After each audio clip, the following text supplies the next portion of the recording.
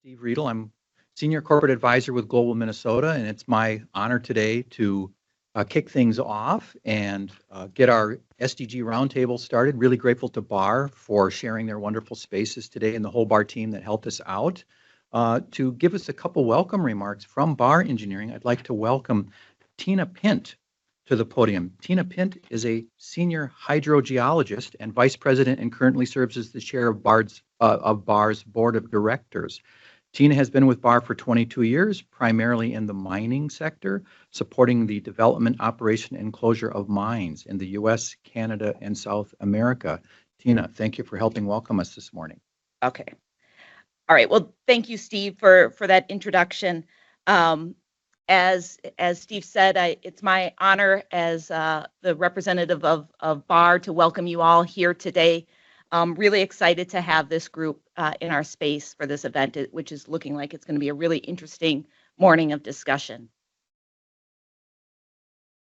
So for those of you that maybe aren't familiar with BAR, we are a full-service engineering and environmental consulting company. This is our corporate headquarters. We have offices throughout the U.S. and Canada, from which we serve our clients throughout North America and around the world. Our more than 1,000 employee owners provide integrated engineering and environmental solutions for our clients that are primarily in the fuels, manufacturing, power, and public sectors. Since our earliest days, we've been passionate about solving our clients' most complex problems. We collaborate to develop tailored solutions for clients and are dedicated to providing exceptional client experiences. I'm super excited that we were given this opportunity to host this event today because I think engineering firms such as BAR play a really unique and pivotal role in developing strategies for a climate resilient world. Engineers and scientists bring together technical expertise, practical solutions, and an understanding of both natural and built environments. Today, we're going to hear from some of our colleagues about the variety of different work we do around climate resiliency. But before I turn it over to them, I wanted to highlight just a few reasons that I personally think engineering firms are really critical in helping develop climate resilient strategies. And again, this is just one person's perspective based on my experience here at BAR. So first, engineers and scientists thrive on opportunities to solve problems that haven't been solved before. That is absolutely true when we start thinking about the needs around climate resiliency. So whether it's building dams or bridges, looking at water systems or energy grids, we're adept at designing systems that are adaptable and durable in the face of climate change. Second, we're connectors, right? We often are a bridge between public sector agencies, private companies, and communities. And we facilitate collaboration on a variety of different climate-related projects. This role enables us to understand the many facets of climate resiliency, along with ways to reduce risk and improve outcomes. Finally, I think engineering firms such as BAR are able to translate complex technical concepts into accessible information that a variety of different stakeholders can understand. This is critical both for educating community members about projects, but it also allows us to guide decision makers and their constituents in understanding the importance of resilient infrastructure and the long-term benefits of investing in it. With that, I just wanted to say that at BAR, we're super excited to have you all here today, excited about hosting this event. The professional fields that are represented here today are going to offer unique points of view and insights about climate resiliency. It's a privilege to have so much expertise all in one place at one time. I'm very excited to see how the discussion and the event goes this afternoon or this morning. It really is a privilege to be able to host you all today. So again, welcome. We're happy to have you here. And I really do expect that everyone today is going to come away with a fresh insights around climate resiliency, and maybe if we're lucky, kind of renewed optimism about what is possible. So with that, I think I'm turning it over to Matt, who's going to. Oh no, I'm turning it over to Phil first. All right. So With that, thank you all for being here. Good morning, everyone. Welcome. It's great to have you all with us this morning. I'm Phil Hansen. I'm the president of Global Minnesota. I always get the honor of taking a moment just to welcome you and maybe tell you just a little bit about Global Minnesota. And we're so thankful to have you here today for this SDG Roundtable for our strategies on a climate resilient world. We have a great program planned. I think we have well over 100 participants joining us both here and also virtually. I always want to take a minute to shout out to the virtual folks to say thank you so much for being a part of the program with us today as well. And again, really want to share my appreciation to those of us who are partnering with us on this program. Thank you to our great corporate member, PCL Construction, for being a part of the program with us today. And I want to thank the subject matter experts from Moody's and from Barr Engineering Company, and of course to Barr Engineering for hosting us at the program this morning. So let's give Barr a quick round of applause for the hosting. Barr is showing real leadership in a number of international projects, especially those that are active in Canada. For those of you that might not be familiar with Global Minnesota, we are a nonpartisan, nonprofit, membership-based organization. Our effort every day is to advance international understanding and engagement. Our programs really focus on a number of areas. We focus on expanding international educational outreach. We focus on promoting global cultural exchange and global competence. We encourage informed discussion amongst people on international issues. We work to enhance global economic opportunity and Minnesota's global visibility around the world. We advance sustainability best practices. And finally, we are here to inspire and help Minnesota's next generation of international leaders, and that's our young people through our youth programs. And you can see on the screen there just a few of the different kinds of programs that Global Minnesota offers to the community. Last year, we hosted nearly 50 professional exchange delegations with participants from 130 countries. We worked very closely with the State Department for those programs, and we delivered or supported over 400 world affairs programs and events and activities featuring visiting diplomats, ambassadors, foreign policy experts, and we delivered international programs, virtual exchanges, knowledge competitions for thousands of high school and college students across the state. We're a very active and very busy organization. And if you're interested in all things international, we're the place to check out for all the different kinds of interesting and unique programs that we have. So again, for the business community, just to kind of add on to all the programming, of course, we have the business programs that we have on sustainability topics, international trade, global trends and challenges in foreign policy. We also offer business leaders opportunities to access diplomats, foreign policy experts, and insights on international trade and international business practices, as well as our brand exposure that we try to provide our companies that work with us. We have a great and growing group, as you can see, of 55 corporate members that participate with the organization. And if you would like to learn more about Global Minnesota, please seek out our corporate relations officer. Where's Steve Jaffe in the back of the room there? Say hello to Steve. He will be happy to help you. Again, just to say a huge thanks to everyone. We so appreciate coming together this way. One of the best things we get to do in our work is we share the best of Minnesota with the world. And when we get to work with terrific companies like PCL and Barr and be able to show their expertise, their skilled professionals, and their connections to trying to solve world problems, we're very excited to be a part of being able to do that. So thank you to all of you for being here today and joining us. And I'm going to have Steve Riedel come up and make a few comments as well. Thank you, Phil. And I'm going to advance the next slide. But as I'm doing that, have a look at the photo on here, because this is a quiz for the Barr team. Adam does. Brian Lamont, yes. Brian Lamont is the Barr vice president who helped us out when we did a trilateral trade event with Canada, because Barr's got a pretty good sized footprint in Canada, a lot of expertise there. Just another example of a nice previous partnership with Barr. So again, the SDG series, Sustainable Development Goals. We are using the United Nations own 17 SDG goals as a kind of international language of how are we trying to work together, all nations, to achieve our mutual sustainability goals.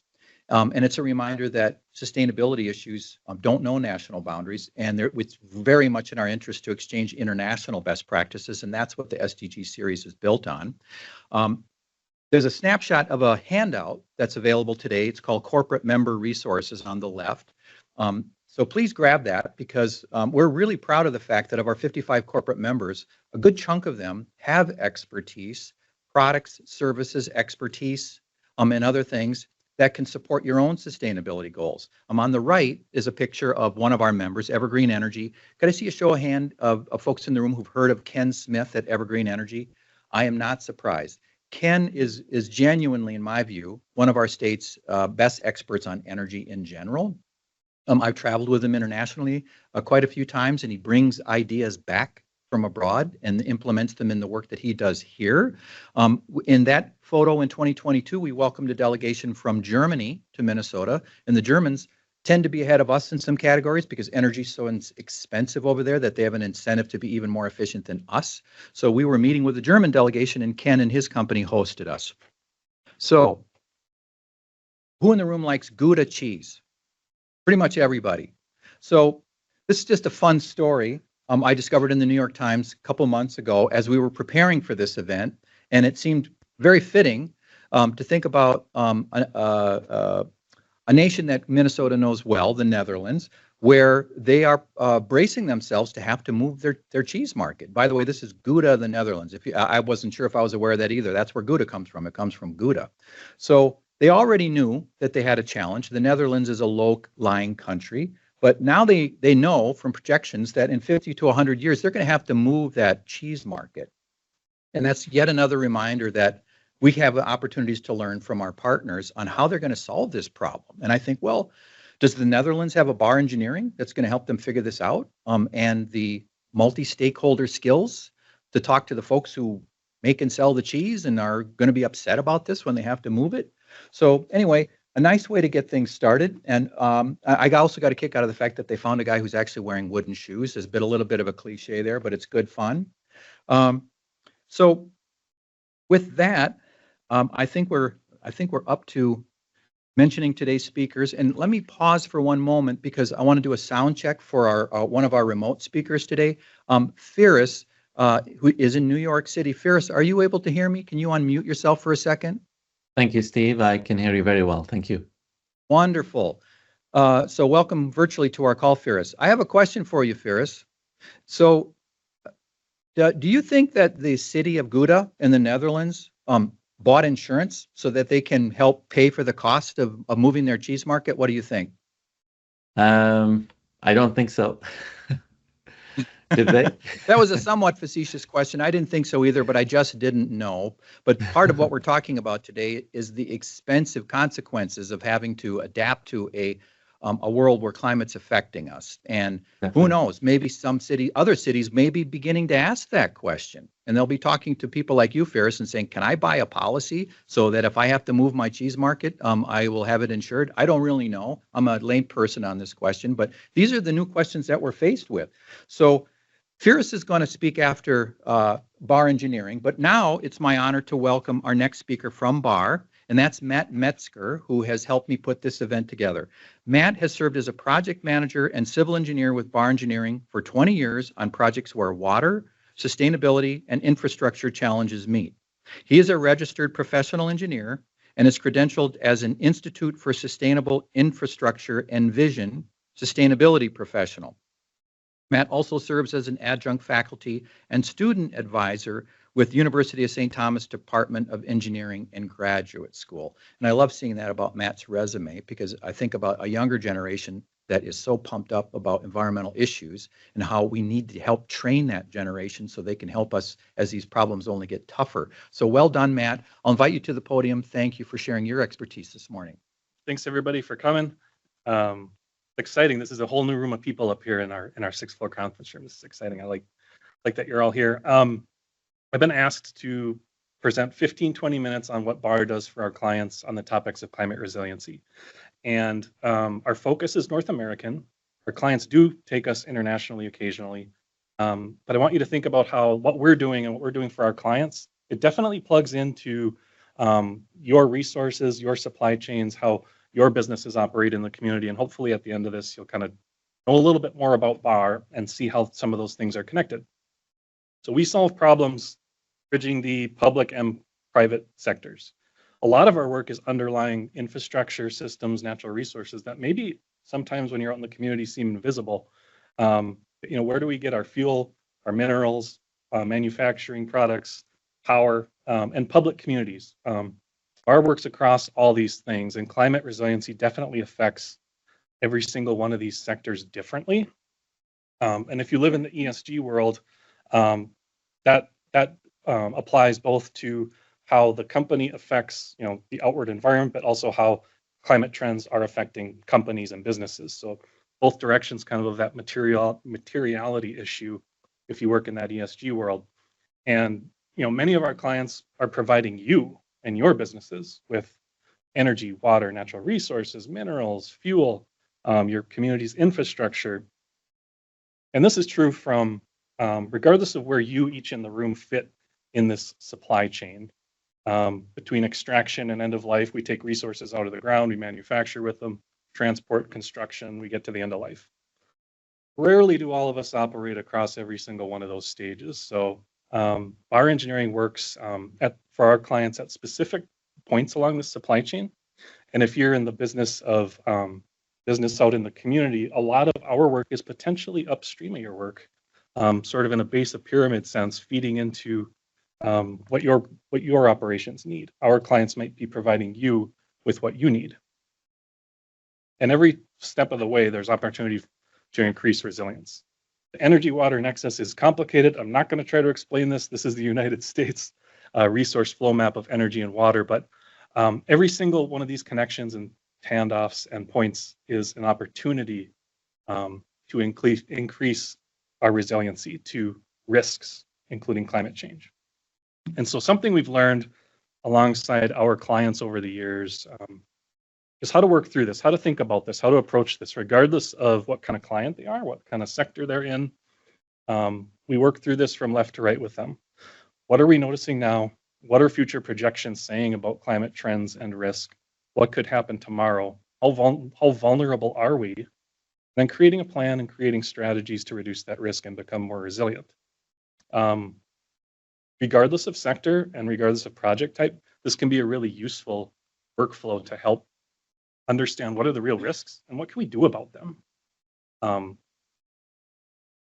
an engineering perspective, of course, because I'm a civil engineer, I'm gonna share with you just some project examples now of things BAR does that touch on climate resiliency across different sectors.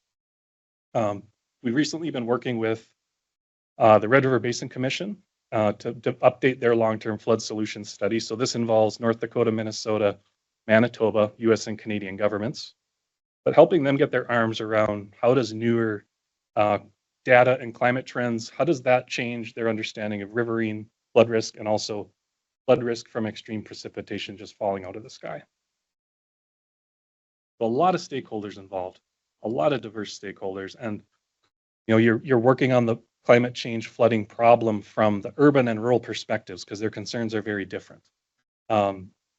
Protection levels change from urban to small communities to large communities. Recommendations are different for all those stakeholders. The seasonality issues of what growers and producers are concerned about might be different than what developed communities are really concerned with, which might be more property damage and protecting infrastructure. So laying out for them best practices and risks across these contexts and making it available to them so anyone in the public can pick up that report and understand climate change specific to their individual situation. Similarly, if you go west along the Canadian border to Minot, BAR's been for years helping the city of Minot deal with extreme flooding. And implementation-wise, it's resulted in miles and miles of levees and flood walls being designed above and beyond regulatory minimums to deal with the realities and the flows that they're experiencing with changing weather and climate risk. An example from Hennepin County, and we have a person from Hennepin County here in the room, Jessica. You have questions about this one. Overlaying, understanding from a climate change perspective how groundwater, riverine, and extreme precipitation flooding poses risks to their vulnerable property and assets, but also overlaying that with population vulnerability. Hennepin County's work groups, they formed 5 work groups across people, health, transportation, infrastructure, buildings and energy, waste and materials, water, natural resources, and land use. The disparities reduction in public health work group was cross-cutting. So one of Hennepin County's goals with their climate change vulnerability assessment was to really understand composite vulnerability and where do both socioeconomic vulnerability and physical vulnerability to extreme precipitation and flood risks in unmapped areas, where do those overlay? So they can focus on prioritizing intervening in those areas first. And that'll feed into their climate action plan and strategies as they go into neighborhood by neighborhood, developing and implementing strategies to intervene and reduce risk and build resilience across the county. Bar engineering, we also help communities with the water quality problems. So whether it's new development, redevelopment, brownfield development, redevelopment, brownfield redevelopment on estuaries on the St. Louis River estuary, building in green infrastructure systems to improve ecological quality long term, and integrate it with gray infrastructure in the cities. That's been something we've been helping our clients deal with for a long time on the climate resiliency side. This was an award-winning project BAR helped with recently. This is 35W, kind of where you get by just by north of Lake Street by Wells Fargo, where there's that low spot. Used to flood all the time during extreme rain. Geysers coming up out of manholes there because of pressure and undersized infrastructure. But these are big vertical storage shafts that go deep underground, that capture and store and slow down those storm flows to keep the interstate from flooding. And I show this one because from an engineering perspective, I just want you to see how we're involved with, we're out in the community, we're trying to make these transportation corridors safer. Safety is a huge part of this. And technical issues get really complicated in urban spaces. It's tight, the structural and geotechnical issues and the soils and the water. That's places where we plug in and try to help communities deal with this resiliency problem across the board. Some lessons we're learning from these teams: when they're successful, they partner and they align their efforts with businesses and jurisdictions, cities, counties, watersheds that are in the same space as them, have the same mission, and want to accomplish the same things. Shared goals, shared strategies, shared definitions of success. That can help them also open funding doors. One of the most common questions for private and public sector clients is they're pursuing grant funding. Is your project part of a larger plan? Have you checked with your stakeholders and are you aligned with them, so that you're really moving things forward and not trying to just go it alone? And another common thread here is that they're all looking at typically riverine flooding, so flooding from streams, creeks, rivers, but also flooding from the sky. So extreme rainfall events that we can't see coming. How does that collect on the streets, on your property, on the landscape, potentially damage property? We've seen a number of those in recent decades in Minnesota and elsewhere. But because of older and undersized infrastructure, we didn't always see that problem coming decades ago. Well, now we're looking. Now we're using the updated climate risk data to look at systems where those risks potentially exist and what can we do about them. Where in communities can we intervene? But people and property are safer and transportation corridors are safer. Those are kind of local examples. And then when you look more internationally, BAR's teams we frequently take what we learn here, like in North America, and then when our clients take us internationally, we take that and look from an international lens, using what we've learned, but learning new things about these new locations and how engineering and environmental science changes in these new locations. Here's an example from, this is a freshwater harvesting project, this along the Dead Sea in Jordan. BAR's water balance work for industrial clients in North America transferred over to this facility in a completely different part of the world, but helping them understand their freshwater balance, the seasonality of climate and rainfall and how that's changing, and then looking at long-term scenarios for risk planning. How are we going to capture the amount of water we need? What are risk scenarios and what might be there 10 years down the road, 20 years down the road, 30 years down the road? That requires us to kind of take a technical foundation we have in North America, but then use new data, downscale modeling, go to new locations, and approach it with some fresh eyes. BAR's teams have been involved with climate resiliency for a long time with renewable energy. And with trends toward decarbonization, entities in this room that are really concerned about the carbon intensity of the electricity coming off the grid, BAR's been actively working with wind and solar projects for a long time. Here's a map of wind power projects solar projects that our teams have been involved with over the years, and lots of presence through North America. A lot of site and foundation work there, where we get brought in to understand, climate-wise on these sites, how does wind, rainfall, as well as the soils factor into foundation design, and how you would design these individual facilities in these different unique conditions around North America. Same exercise as if you would do that internationally. And then on the decarbonization front with critical minerals, more recently, the need and the demand for lithium, cobalt, nickel, and these key metals in the energy transition is skyrocketing. And whether we're going to get those domestically or internationally, and whether they come from mineral mines or from brines or from battery recycling, we're helping our clients understand that and doing that work with them on all fronts. And when you start working with these supply chains, where these minerals are coming and going and being extracted and used to make something and going somewhere else, that supply chain thing gets really international really quickly on their feedstocks and their markets. And the concern of, well, what pathways do I have to a final product, the final metals I actually need, and what's the carbon intensity of those processes? How do those compare? What about mining versus recycling these products? So we're helping them answer those questions. And if everybody say hi to Jeff. Jeff's on the phone.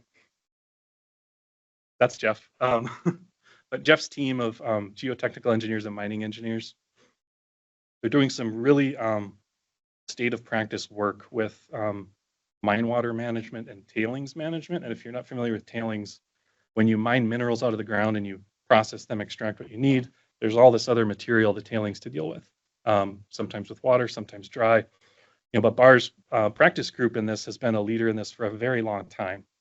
And these facilities are big and they're international, and they have to be constructed in a way where the risk is reduced to the investors, to the communities living downstream of these.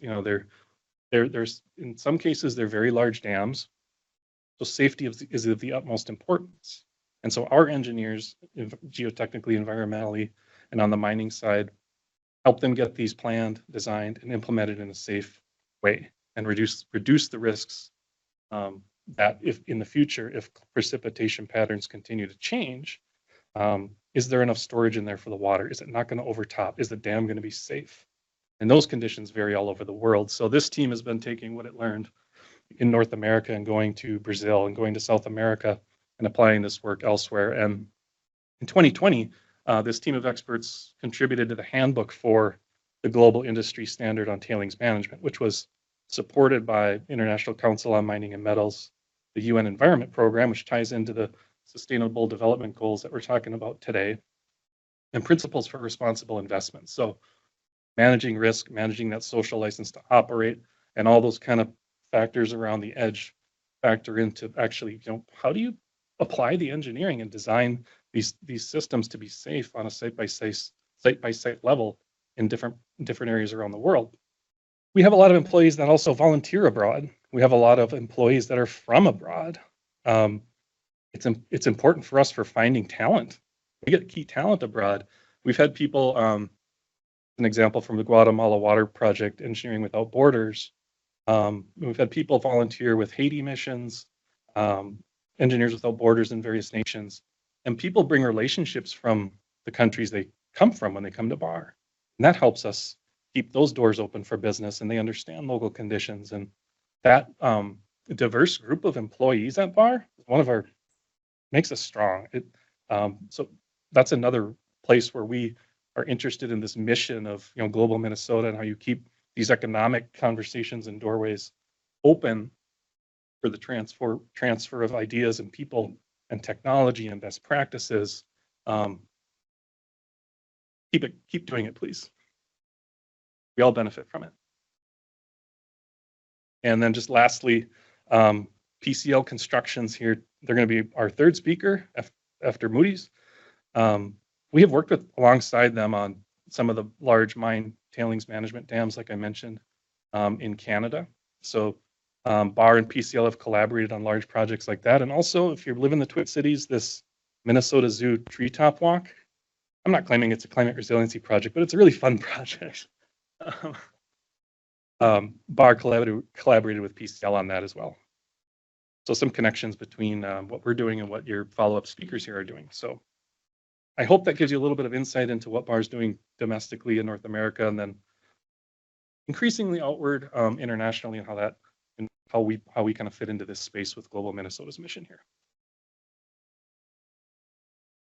Good morning. As Phil mentioned, my name is Steve Jaffe. I'm Corporate Relations Officer with Global Minnesota. I'm going to introduce our next speaker. Dr. Firas Saleh is the Director of Model Product Management at Moody's Insurance Solutions, where he leads the product development and strategy for North America wildfire and flood modeling solutions. Holding a PhD in geosciences, the natural resource from Sorbonne universities in France, and a background in water resource engineering, his career spans significant contributions in academia, government, and industry, focusing on climate risk assessment and infrastructure resilience. Dr. Saleh's exceptional service has earned him the prestigious U.S. Department of Commerce Gold Medal Award. Please welcome joining me, Dr. Firas. Thank you very much. Good morning, everyone, and thank you for having me here today. I appreciate the opportunity by Global Minnesota and BAR Engineering. Very insightful presentation by Matt and the team. And of course, my deep apologies for not being able to make it in person, but I'm sure there will be other future occasions where we can be in person. For those who may not be familiar with Moody's Insurance Solutions, our mission is to decode risk and unlock opportunities for our clients. So what we do is our solutions bring together software, models, data, and best practices to enable stakeholders such as insurers, reinsurance companies, brokers, public and private entities such as utility companies, in certain cases construction companies, make informed decisions on how to manage complex challenges in this evolving risk landscape. And why this is important, because of course you can't manage what you can't measure, as we say. So in the next 45 minutes or so, in the next 45 minutes or so, I will be talking about catastrophe models and resilience, and I'll be focusing on really two perils, floods and wildfires. And I think Matt's insightful presentation touched a little bit on why a flood is very important. I'll talk a little bit also on that and how we model it from a catastrophe modeling lens, if you will, and then of course wildfire and how what are the challenges we're seeing in the market, how is that risk landscape evolving, and so on. Okay, so this is the title of the presentation. Again, here's the high-level overview of what we plan to cover in the next 40 minutes or so. Covering two important perils, but I wanted to give maybe a few minutes of a presentation of how the insurance market and just to level set on that, right? So if you see the slide, right, insurance, as you can see in this figure on this diagram, is highly interconnected, right? It interconnects a number of stakeholders, each influencing and shaping the market dynamics from year to year in certain cases, right? So if we think of if I give you an example of, let's say, an extreme or catastrophe event such as Hurricane Andrew or Sandy or Katrina or Ian a few years ago, or possibly Helene and Milton now, right? Such events, what they do is they significantly impact insurer companies' balance sheets, right? So that what they do is they drive a subsequent increase in certain cases reinsurance cost. This is because reinsurance companies are going to also aim to recover losses, and they often raise their rates. Now, in response, what do insurance companies or carriers do? They may seek also to adjust their rates upward to cover the escalating cost and losses, right? So as you can see how this is all interconnected. Now, however, they face, of course, a complex regulatory environment, right, where rate hikes, even when in certain cases are actuarially sound, may not always be permitted. We see that, for example, in California, other states, right, where you're not allowed to increase rates above a certain percent. Now, what does it do in certain cases? It pushes, in certain, we're seeing it firsthand now. It pushes carriers to either pause or stop underwriting or pulling out of these markets entirely, as we just saw in what's going on in California because of wildfire. Now, another important, I would say, part of this, I would say, landscape is the rating agencies, right? So these rating agencies ensure the capital protection. And then where do models fit in all this, I would say, puzzle or equation is these models that we will talk about essentially allow all these stakeholders to better understand risk, to price risk, to transition risk, right? And then, of course, to keep pace in this evolving risk landscape. I'll talk a little bit about how we update these models, how these models continue to evolve, and so on. And so I hope this gives you just an idea of how interconnected or the stakeholders that are within the insurance marketplace. So as we delve into this presentation, I'll talk a little bit more about what this means and so on. I'll give some examples. And then here, one of the big drivers of how these dynamics are evolving from what I showed in the previous slide is essentially the evolving risk landscape, right? So what we've been seeing is, and Matt alluded to this also, is we've been seeing I would say, an escalating in hazard severity, right? And this is not only on flood or on wildfire, we're seeing it across many other perils, such as severe convective storm, wind events or hurricane events, and so on. Now, why are we seeing this escalating hazard severity? In certain cases, it could do with the climate change processes, right? So some regions are more vulnerable to climate change than others. And I'll give you an example, just to tie it back to Matt's presentation. 1 degree Celsius warmer weather mean generally a 7 to 10% increase in water vapor, which means that possibly you start seeing more of these, even though on average you're getting maybe the same rainfall, but you're getting it in more intensity, right? So how does the stormwater system now deal with these intensities? That's another example. 1 degree Celsius also could mean up to 10 degrees or units higher when it comes to what we call the energy release component or the weather fire parameter. So you can see it's highly nonlinear when we talk, it's just 1 degree warmer. What does that mean? It's highly nonlinear. So that is one element. Another important element is what we call the continuous expansion in certain cases of exposure or urbanization in these risk-prone areas, like flood zones and wildfire-prone areas, even in certain cases, severe convective storm areas. So we're seeing a continuous expansion, and this relates in certain cases to not having maybe most up-to-date data. We can talk a little bit about, and I'll talk a little bit about the FEMA flood maps and so on, and how backward-looking maps or static maps in certain cases are not telling us the full picture. Another important element here in this evolving risk landscape is the aging infrastructure, right? Aging infrastructure today, a lot of our infrastructure was not really built to deal with such intensities. When you talk about stormwater systems, I always, where I live, where it comes to my mind is New York City. Our stormwater system here is designed based on a 1.75 inches of rainfall per hour. We had Ida 3 years ago, or remnants of Hurricane Ida, and that brought 3.5 inches of rainfall within 1 hour. We had more than 7 or 8 inches of rainfall within 6 hours. So just to give you an idea of how these systems are also not coping with the intensities we're seeing. Of course, I'll talk about how we are modeling levees, dams, and so on. And levees, of course, remain as a very important infrastructure today. They protect more than $2.3 trillion in assets, and the average age of levees in the U.S. exceeds 50 years, right? A lot of them have possibly outdated standard of protections. Sometimes really we're seeing overtopping or piping and so on, leading to also impacts on communities. And then, of course, we have inflation, and then all that led to these increase in industry losses. And as I mentioned earlier, regulatory landscape continues to inform the market dynamics.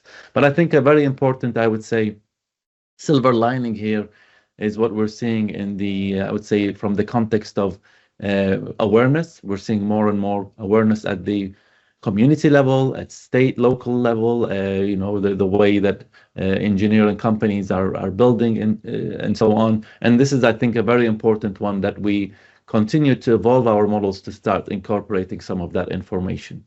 And of course, the advances in modeling and technology. So when I talk about flood or wildfire, 10, 15 years ago, we were doing the models at a very coarse resolution. We didn't include the entire built environment. And now with the advances in computational power, we've been able to run hundreds of thousands of simulations on cloud instances and so on. That allows us to essentially get to a better view of the risk or get to a more comprehensive view of risk that we were not able to have 10, 15 years ago. So that, I hope this gives you an idea of how this is all, interconnected when it comes to the evolving risk landscape.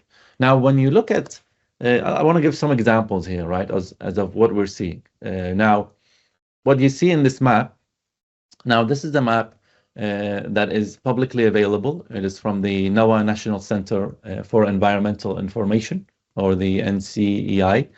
And what this map is showing you is essentially the entire losses over the last 40, this is over the last, I don't see it very well here, but I think this is over the last 10 years or so, driven by a number of different perils, as you can see in the lower side of the panel.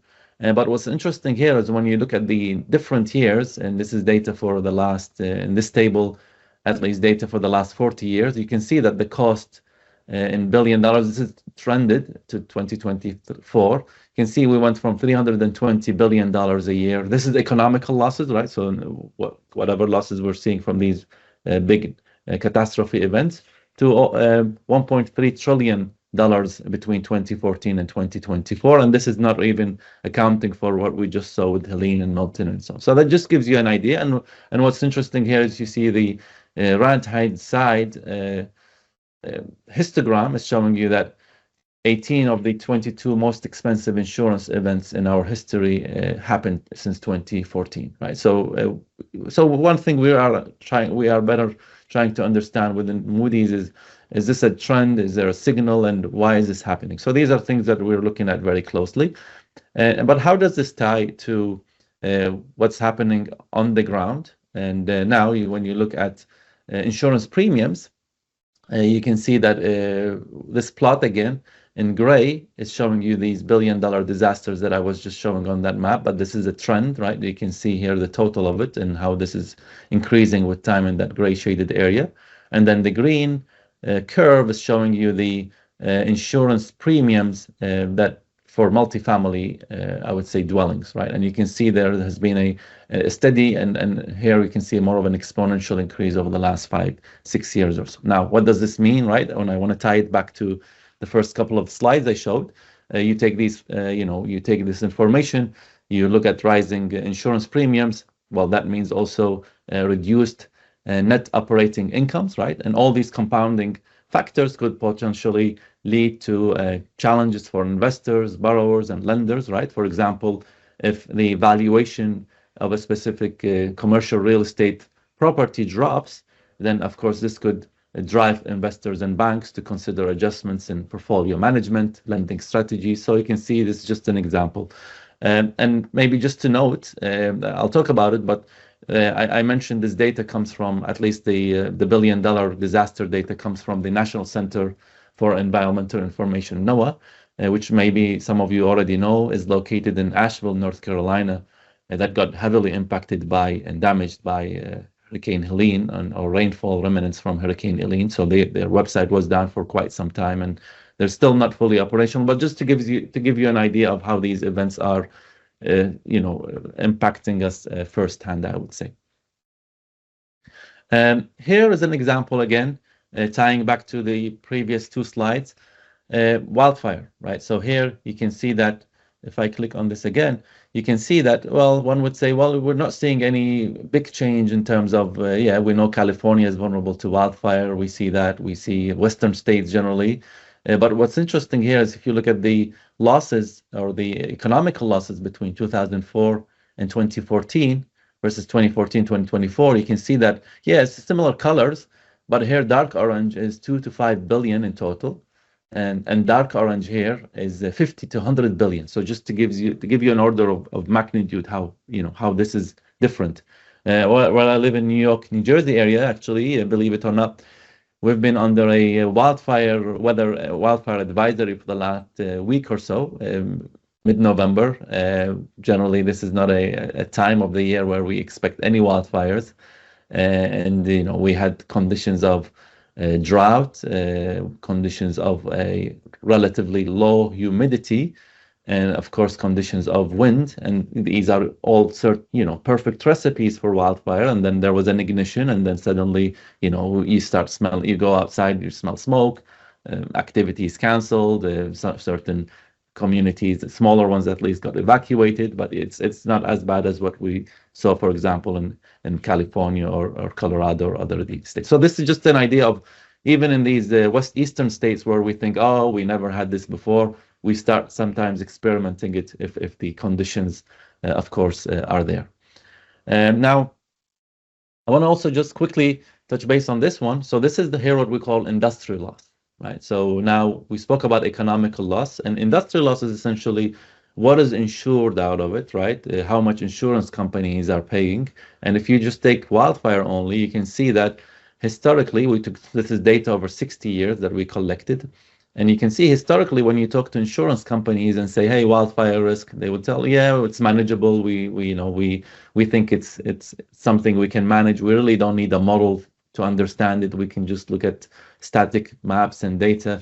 But you can see this is more of a hockey stick, if you will. If we collect that data, now you're looking at least from 2011 to 2023, insurance companies on average paid $6 billion plus in losses, right? So from these 45 major wildfires, and here I'm listing some of those, right? Now, what happens here is when these wildfires happen, one of the important elements is, well, how did this wildfire start, right? Was it because of an ignition from a utility company? Was it because of an ignition from lightning, right? So in certain cases, we're seeing what we call the subrogation processes, right? So campfire, Lahaina, for example, in Hawaii, some of these wildfires were triggered by a utility infrastructure, right? And then because of vegetation, underlying fuel, and so on, they just took off and created large impacts on communities and homes and so on.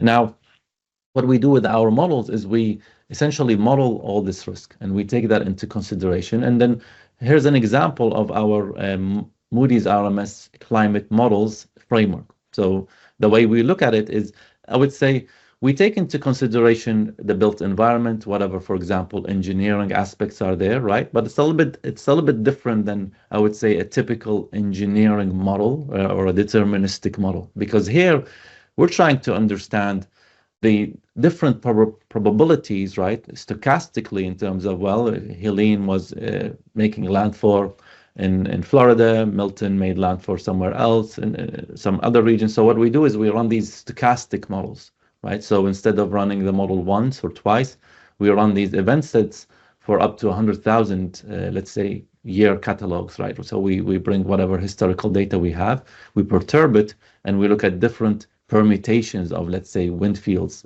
permutations of tracks, rainfall, in certain cases, wind conditions, right? And then each peril is modeled separately, right? As you can see in this example here, we have models for hurricane, flood, wildfire. And then I think what's important here is some of these perils remain, I would say, at their infancy compared to, let's say, hurricane, right? Hurricane has been a peril that we've been modeling for maybe almost 40 years now, 35 years.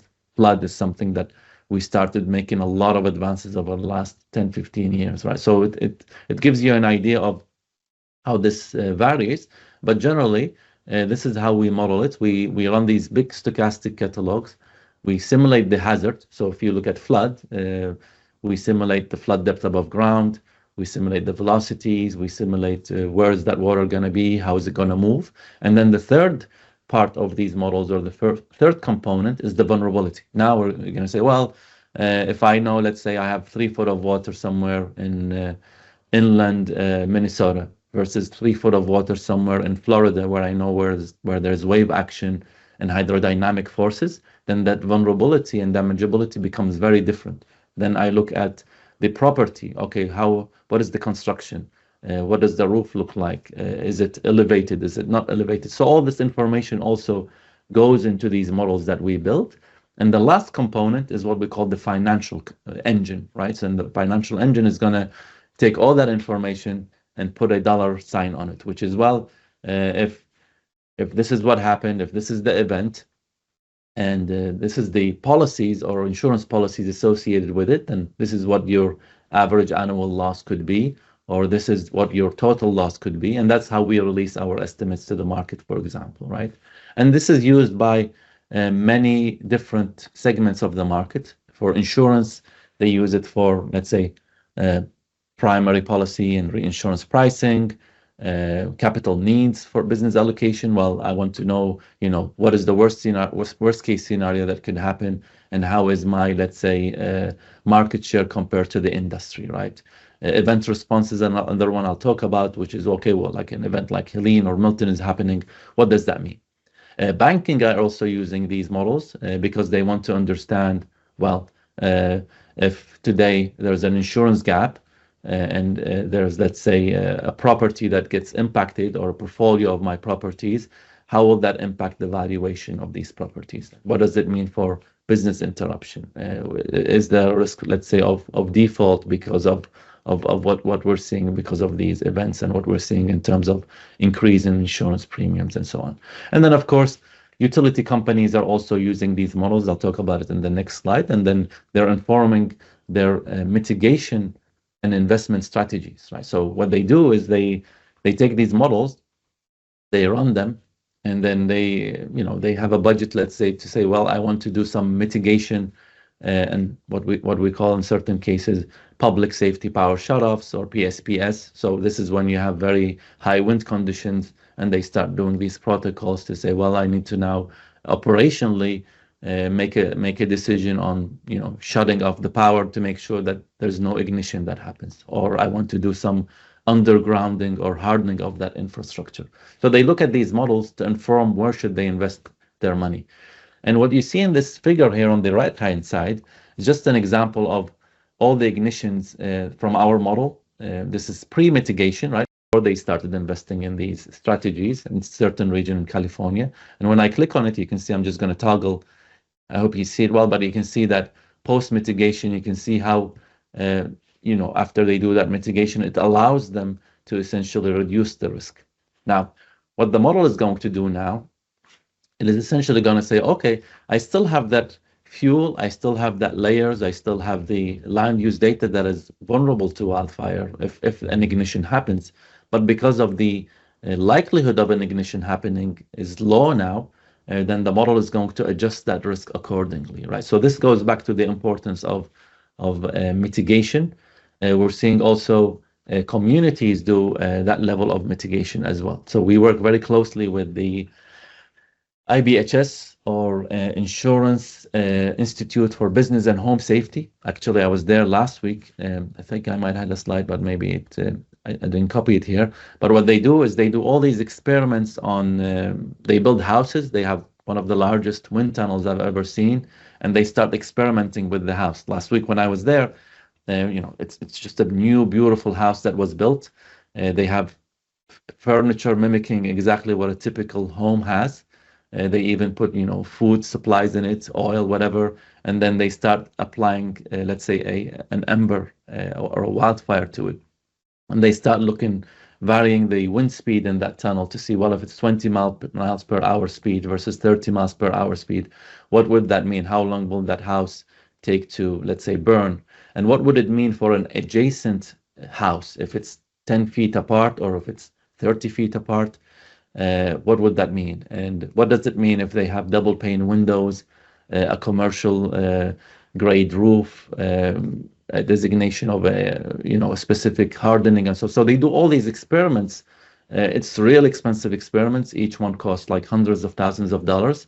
And what we do is that we partner with them, we fund them, and we bring all that information to our models to inform how can we continue to enhance these models, just to give you an idea of how these models continue to evolve as we're learning more about the risk.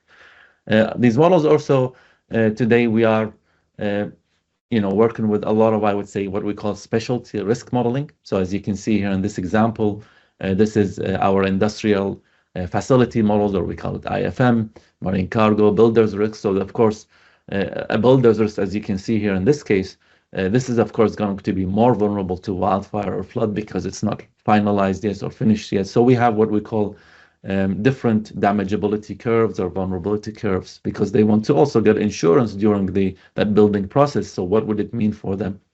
How can they price that risk? Is there any mitigation that they can do, and so on, as they're building it or to protect that property? So these are, some ideas of how wildfire specifically is evolving, and how our models are also are evolving in response to this evolving landscape. Just to note, we just released our version 2 of our wildfire model a few weeks ago.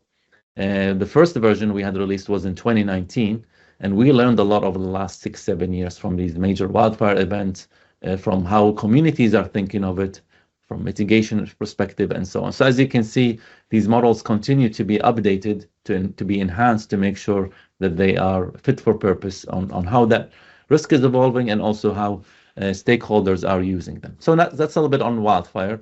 In the next few minutes, I want to now shift gears, and just for those who maybe some of you are already familiar with this, there's a lot of correlation between flood and wildfire, believe it or not. Today, of course, if you go and get a flood insurance policy from the National Flood Insurance Program, NFIP, which is the dominant provider of flood, of course, there's a 30-day waiting period. Right? So let's say I call today, I say I want a flood insurance policy.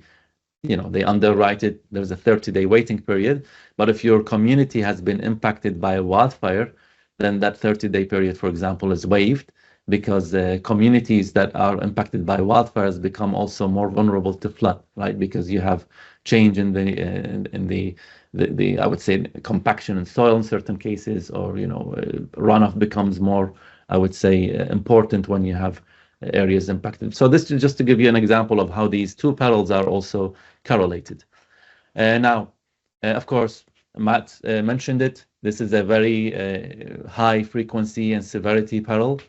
Here, of course, when it comes to flood, when we examine the data, really 99% of U.S. counties experienced a flood event in the last 20, 30 years or so. But what's important here is the flood insurance gap, right? The flood insurance gap is, as you know, standard insurance policies, homeowners or even commercial, do not include flood insurance in them. Many homeowners insurance don't know, or in certain cases think they are not vulnerable to flood. And then when we see these big events happening, this is where it starts to resonate, right? And I saw that firsthand when we had remnants of Hurricane Ida or even Sandy 10, 11 years ago, and so on. And then, of course, there's the regulatory aspect of it, right? So here, believe it or not, some states, there's no requirement to disclose if this property got flooded in the past or not. Florida was one of those, even though Florida was one of the most vulnerable states to flood, and that has changed over the last year or so. So we're seeing a more, I would say, favorable regulatory landscape to drive more, I would say, of that flood insurance take up in properties. And then, of course, another big challenge is the aging infrastructure. We mentioned that, but the backward-looking FEMA flood maps, right? Today, a lot of these maps are, backward-looking. They, some of them date back to the 80s or so, and they don't tell us the full story. I think Matt mentioned, the pluvial flooding, or the unconfined flooding from rainfall as compared to, let's say, storm surge, right? I think we can understand storm surge very well, where that could happen.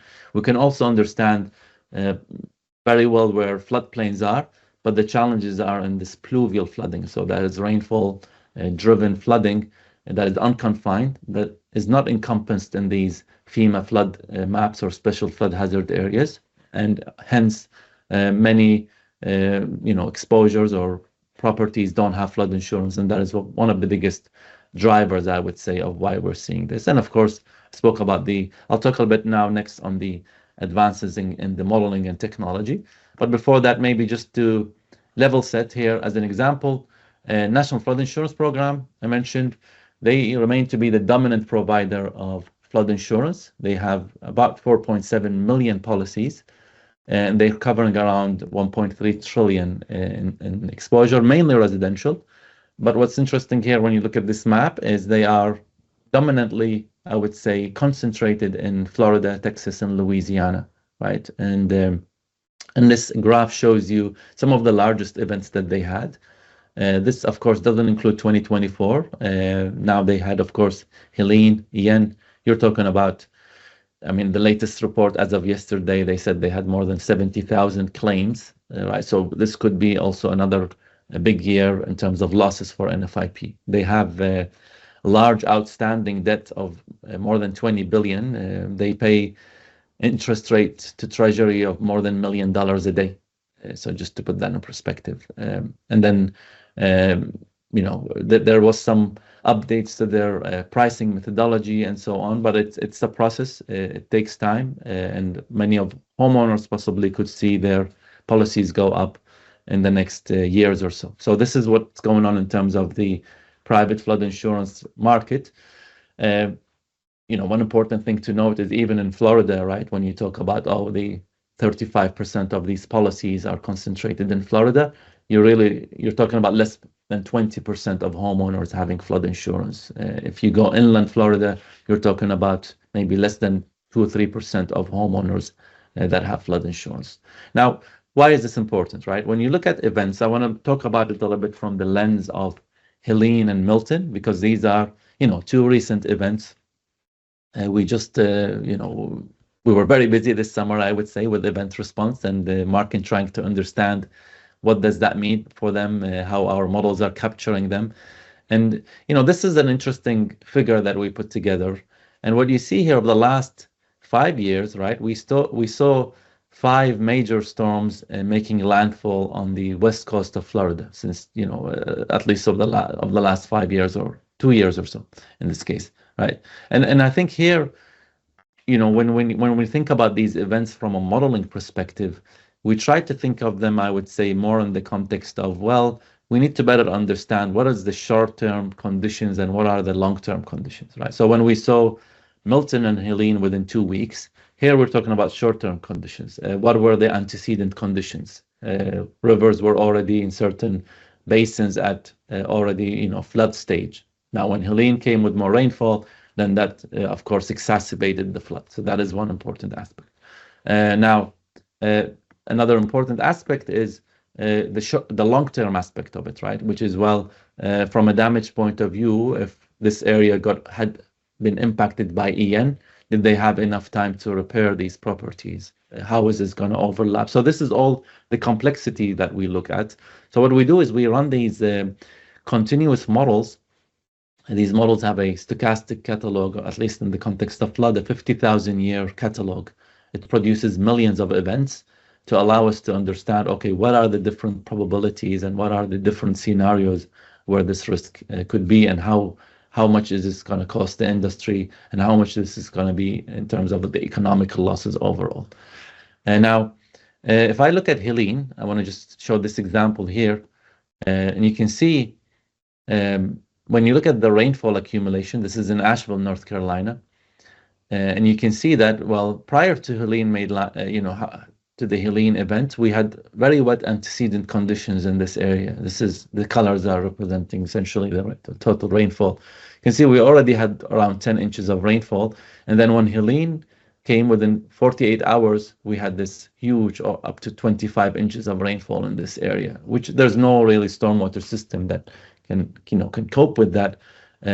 Rivers started to overtop. We saw widespread flooding.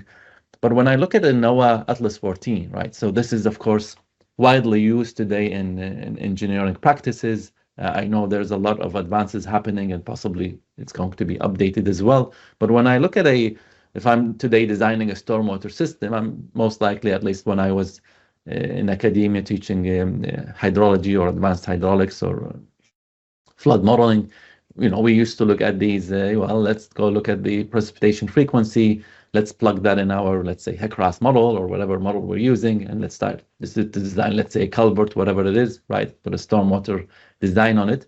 And you see, well, but when you look at events like what we're seeing now, Helene really falls here. It's 25 inches within 24 hours or so, if I'm looking at this. And you can go back to that NOAA Atlas 14. So where would we put that? Like the highest one we have on 1,000-year scale is giving me 15 inches of rainfall. Right? So just to give you an idea of how these backward-looking data sets are really not telling us the full story. And that's why we're using these probabilistic models and so on. So just to tie it there, right? What we saw also with Helene also is the, of course, rainfall, extreme rainfall. Now we're seeing these rivers peaking. These are just a couple of gauge stations that we saw. And you can see here, you're talking about exceeding historical records by, more than a foot here, 10 feet here in this case, right? And this, of course, goes back to, well, we've never had a historical event like this. We were not in a FEMA flood zone. I've been living here for so long, never had a problem. So you can see all these different aspects also showing. But if you're running these large scale stochastic models, then yeah, you would be able to have a view of that risk before it happens, right? Now, and it's not only about properties, right? It's not only about, I would say,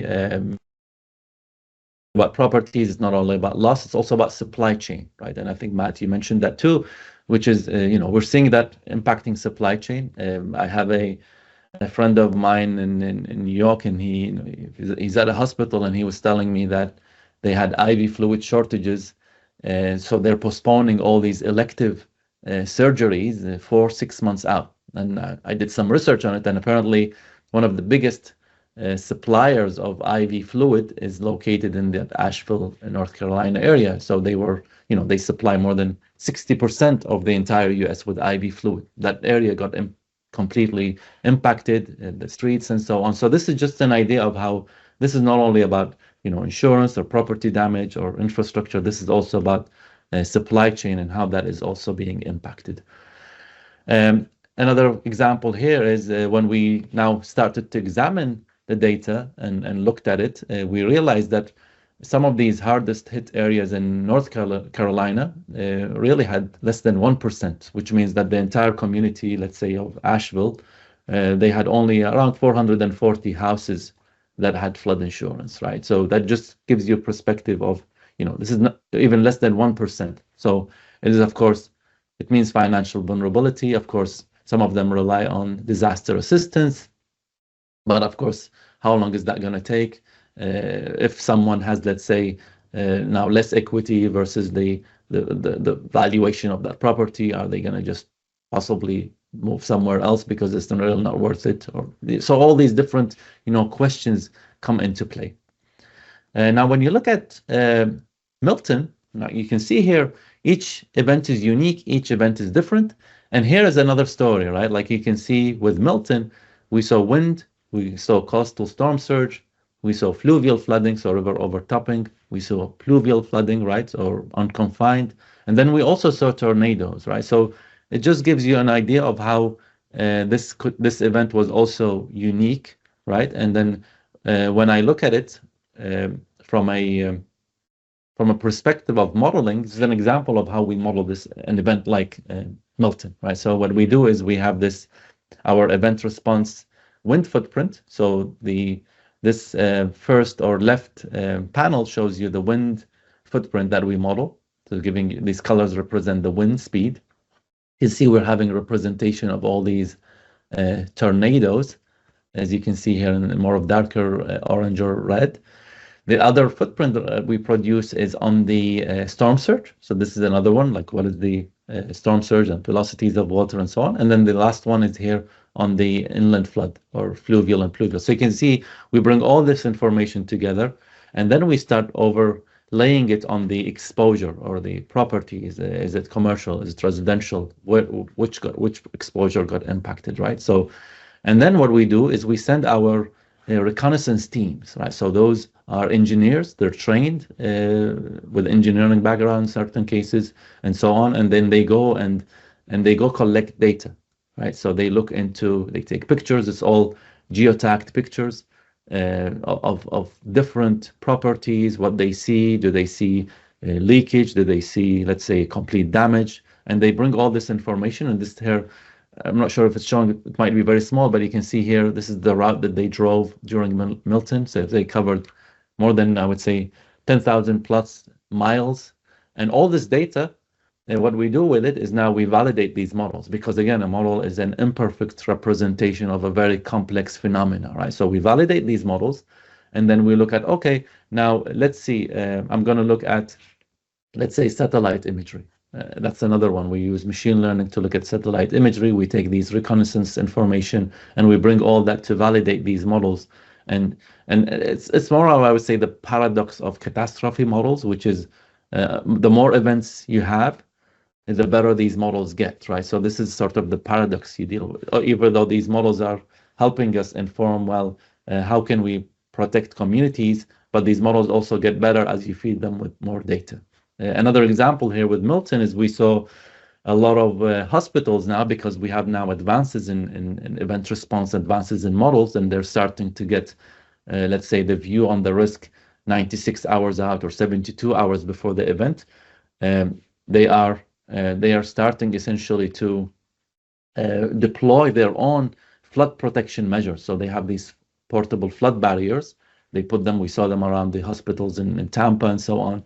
And then they say, okay, let's deploy them, and then they to protect their property. So that's another way that these models are also empowering stakeholders to protect their properties at local level, and then models could account for that.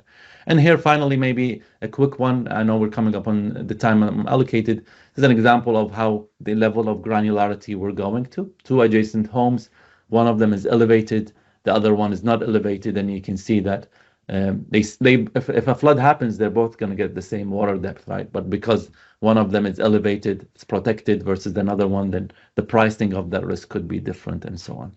And then the other one is, we don't only look at the risk for today, we look at it, how is it going to evolve into the future? And why is this important? Because for insurance companies, for example, for communities, they want to understand, or for banks, they want to understand, well, you're telling me how the risk looks today, but how is that going to evolve, let's say, in 5, 10, 15 years from now under different climate change projection scenarios? So these models allow us to look, project into the future. We know there's uncertainty, right? But it allows us to go up to 2100.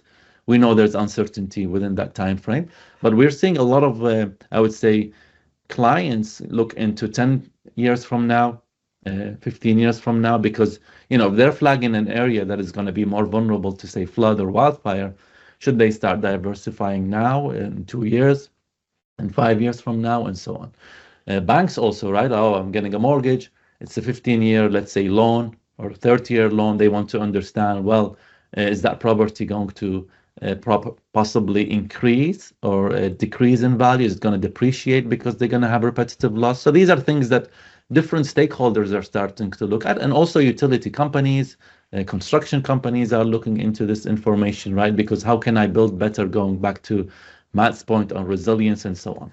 So I want to leave you with this last slide, of course, which is, there's a lot of challenges, but of course, challenges are what drive innovation, and challenges what makes us as engineers at least think of the problems and solutions and look for opportunities, right? Like there are a lot of opportunities here. Like when you talk about, this area is vulnerable to wildfire, but if, let's say, an insurance company knows that, but they did a lot of mitigation, I can run a model, maybe that's a big opportunity for them, because now they can get a lot of business in an area that was perceived as high risk, but it's not high risk anymore. So that's the aspect of opportunities. These models also allow us to innovate and allow us to better cross-collaborate, as I mentioned, with the IBHS, with other institutes. We're collaborating very closely. Of course, we're seeing parametric insurance products come out. So these are things I would say that these models are allowing us to do. And most importantly, I think for communities is raising awareness. If I can show an exhibit to a community and say, hey, this could be your risk, right? That could, say a lot, even if they've not seen it before or if they've not experienced it. And of course, allowing us to bridge the flood protection gap or insurance protection gap. And of course, identifying possible emerging risks. So I'll stop here. I hope this was a good overview. It gave you a high-level overview of what we do and how these models are enabling different stakeholders make informed decision. And I appreciate everyone's time and attention. And of course, happy to answer any questions as we get into the panel at later stage. Thank you very much. Back to you, Steve.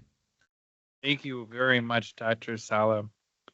This time I'm going to introduce our next two speakers. Our first speaker is going to be Brett Cummings. Brett Cummings is a project manager with 18 years of experience leading project teams with PCL. He is also an accredited professional in leadership in energy and environmental design through the U.S. Green Building Council. Brett has also worked with many clients on both new builds and renovation projects to implement sustainability strategies into the design and operations of facilities across all market sectors. Following Brett is going to be Stephen Montgomery, and Stephen is here from Toronto.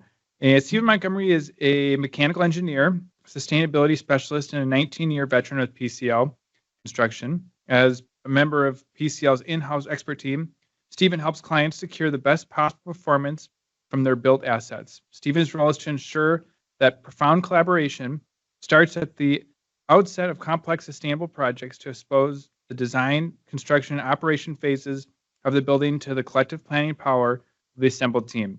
Stephen was appointed to the Canada Green Building Council's Zero Carbon Steering Committee in 2023. The group helps guide Canada's flagship approach for deep carbon reductions in the real estate sector, the Zero Carbon Building Standard. At this time, I'll welcome Brett. Thank you, Steve, and good morning. Right, so as Steve said, I'm Brett Cummings, a project manager with PCL Construction, and PCL first engaged with Global Minnesota. I think we're coming up on a year now since we got involved with the group. And really what drew us to Global Minnesota was the focus on global reach and the topics impacting a wide variety of communities. And for those that may not be familiar with PCL, we are a large-scale commercial construction management company operating out of more than 30 offices across the US, Canada, and Australia. So similarly, we have a very wide reach to what we do. We work across the complete spectrum of the built environment, so everything from buildings, roads, and bridges to water management and water treatment, and even into sustainable energy generation. So one of our primary guiding principles as a company is really a focus on social responsibility and community engagement. And so for some of those reasons, Global Minnesota just felt like a perfect fit for us to be engaged. And we're really excited to be invited to be here to speak on this topic today. So as Steve did mention, one of our focuses out of the local office here in Edina, which I think if I squint, I can see it through the window here, we're just a mile up the road, is to really work with clients on implementing some of these sustainable strategies into their new and existing facilities. And there's a number of motivations that often go behind that. Sometimes it's simple good stewardship, and we want to have high-performing, healthy buildings. But at the same time, there are financial incentives and benefits that can be found through some of these projects, and really even looking at the life cycle cost benefits and what the long-term impacts can be on the organization by taking a good hard look at some of these strategies. What we often find to be one of the main keys to success behind this is really to establish a clear and definite goal for what you are trying to accomplish through this project. Do it right from the beginning and engage the right team of people around you to help define that and make sure that becomes a reality. I know Stephen's going to get more into the collaborative dynamic and the team element of this, but I just wanted to touch on that being as kind of an early outset thing to think about is make sure to find what you're going to do and then find the right people that can help make it happen. I want to touch briefly on a couple of things that Firas actually said through the insurance portion of this. As we start to look at the impacts of rising insurance costs and the ever-increasing complexity of buildings and what we need to do to properly maintain them. There's PCL as an overall company has been working with a lot of technology companies, and we're looking at this incredible advancement that's happened in technology in recent years. And we are working with some of these groups to harness the power of the Internet of Things and automation processes that are coming out of the tech world, and trying to look hard at how we can cater those to the construction and built environment industries to create tools that we can use to not only implement these strategies, but then maintain and operate them over the life of the building. Just to give a couple of really brief examples here, if we look at the domestic water system on a building, we now have systems and products available that we can monitor the entire indoor water system, looking for leaks, looking for excessive usage, remotely it can automatically shut off the water supply to the building if it detects any kind of a leak or any abnormality in the system, which can greatly mitigate, if not fully eliminate, the risk for major damage caused to a building from water leaks. Similarly, on the exterior of a building, we can remotely monitor the roof, the various envelope elements of the building, again, looking for water intrusion, looking for temperature and humidity changes that can signify us to potential issues in the building before they become major problems that have a lot of expense tied to them and major impacts to your operations. And then, lastly, even looking at the interior spaces of buildings, we've got sensor networks that we can set up on the interior spaces of a building of any scale to look at, again, temperature and humidity, air quality, and then really we can tie those back to very robust data networks on the mechanical and electrical systems in the building that when you pair all that together can provide just a wealth of data and analytics about how your building is performing. And it gives you the tools you need then to address any inefficiencies or things that might be able to be improved in that building. So I don't want to get too far into the details of that because that probably could be a whole topic in and of itself. But the point is that I want to get to is that there are a lot of different levels and amounts of investment and effort to go into some of these strategies to try to improve your own facilities. But with that, I'll get back to a little bit of the broader topic here and kind of the reason that Stephen Montgomery has joined us today. And as one of the largest contractors in North America, PCL has really developed a lot of internal expertise and subject matter experts across a variety of topics. And we have formalized those into what we call centers of excellence within the company. And those groups are really intended to operate across our entire operation, supporting each of our area offices and supporting our teams in helping their clients achieve their goals. So Stephen is one of our sustainability experts and actually works as a member of our sustainable retrofits and decarbonization services team.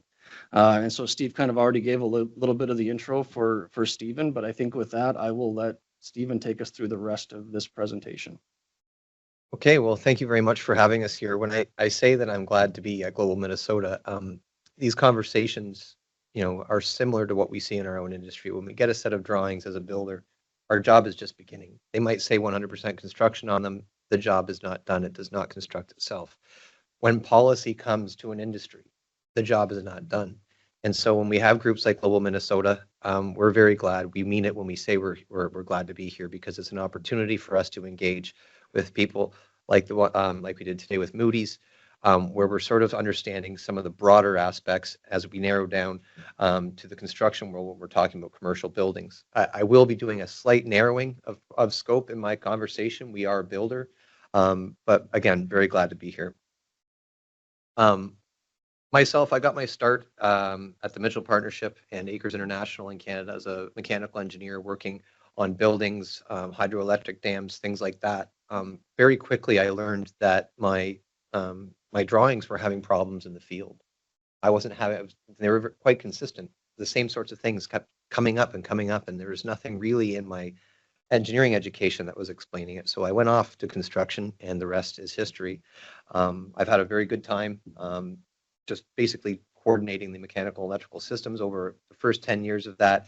But as sustainability and zero carbon rose to a higher calling for our company, I've narrowed further and further into the sustainability ranks. So getting into it. So we are a construction company, and somewhere along the line we come along and we focus on delivering excellence through rigorous planning, schedule, budget, logistics plan. We need to take the design drawings and give it a path to existence. But ever since we started our work, we've realized that we needed to take our people and take their construction competencies and have them focus on how the owner is going to run this thing. And that put us towards commissioning, a thought for how can this be quality if our client can't operate it? And at the same time, we took our same competencies and realized that they were always valuable backwards. And over the last 20, 25 years, we found new ways of communicating with architects and engineers through more collaborative delivery models. And we are always focused on our people. Yes, have that solid construction competency, but reach out and find out what architects, engineers, and operators do so that it can change and functionally, improve the way that we interact with our partners in the industry. And we noticed, over the years that really did need to look into a circular type of a model. Certainly, our exposure to LEED, our exposure to the UN Sustainable Development Goals has sort of changed that perspective, realizing it's all circular and that eventually a building's old enough that it needs to be retrofitted. And there's no reason why a builder can't be a few feet away the whole way along. Now, what came very obvious with this circle was that it was really a perfect image of what we could simulate as an engineering and architecture and build team. I didn't put all the detail on the screen so that you could read it. It's just the diagram hides a great deal of clarity that can be had if we are a mature industry that collaborates well and shares across this circle, mitigating information that could change and go better and get closer to that ideal spot between occupant health, planet health, legislation, operating cost. All these things are like we'll get into it a bit later, and I have some diagrams that help describe it. But certainly the circular image and partnership is starting to come up in a lot of presentations, and it's reflected in our symbolism as well as the words that we speak. Item 17 of the SDGs is all about collaboration, and anyone who's digging into the SDGs starts to realize very quickly that they're finding out gems that lend value across the circle to other SDGs. And so these conversations, again, pick up a great deal of momentum for our society as we try and enact what is a very big goal. So for an agenda for me today, we're going to go through Smart Zero buildings, just a little bit of what they are to us, talk about the energy and carbon transition and what it means. We'll talk about the roadmaps that our clients are making and the roadblocks that have quickly cropped up to stop them from following them. Transition experience, we'll talk a little bit about our own experience with transitioning clients' buildings towards a better operating condition, and a little bit about our own struggles with our headquarters in Edmonton as we've started to look at what decarbonization of that looks like. Finally, we'll talk about transition ready and what we think a team and a client might need to be before they start looking into something as aggressive as decarbonizing their entire portfolio. And then, of course, I'll conclude with something clever at the very end. The Smart Zero Carbon building, I do compare it to smartphones. We've watched over 30 years, many of our devices in our lives converge to one device, whether that be a BlackBerry, whether that be a Samsung or an iPhone.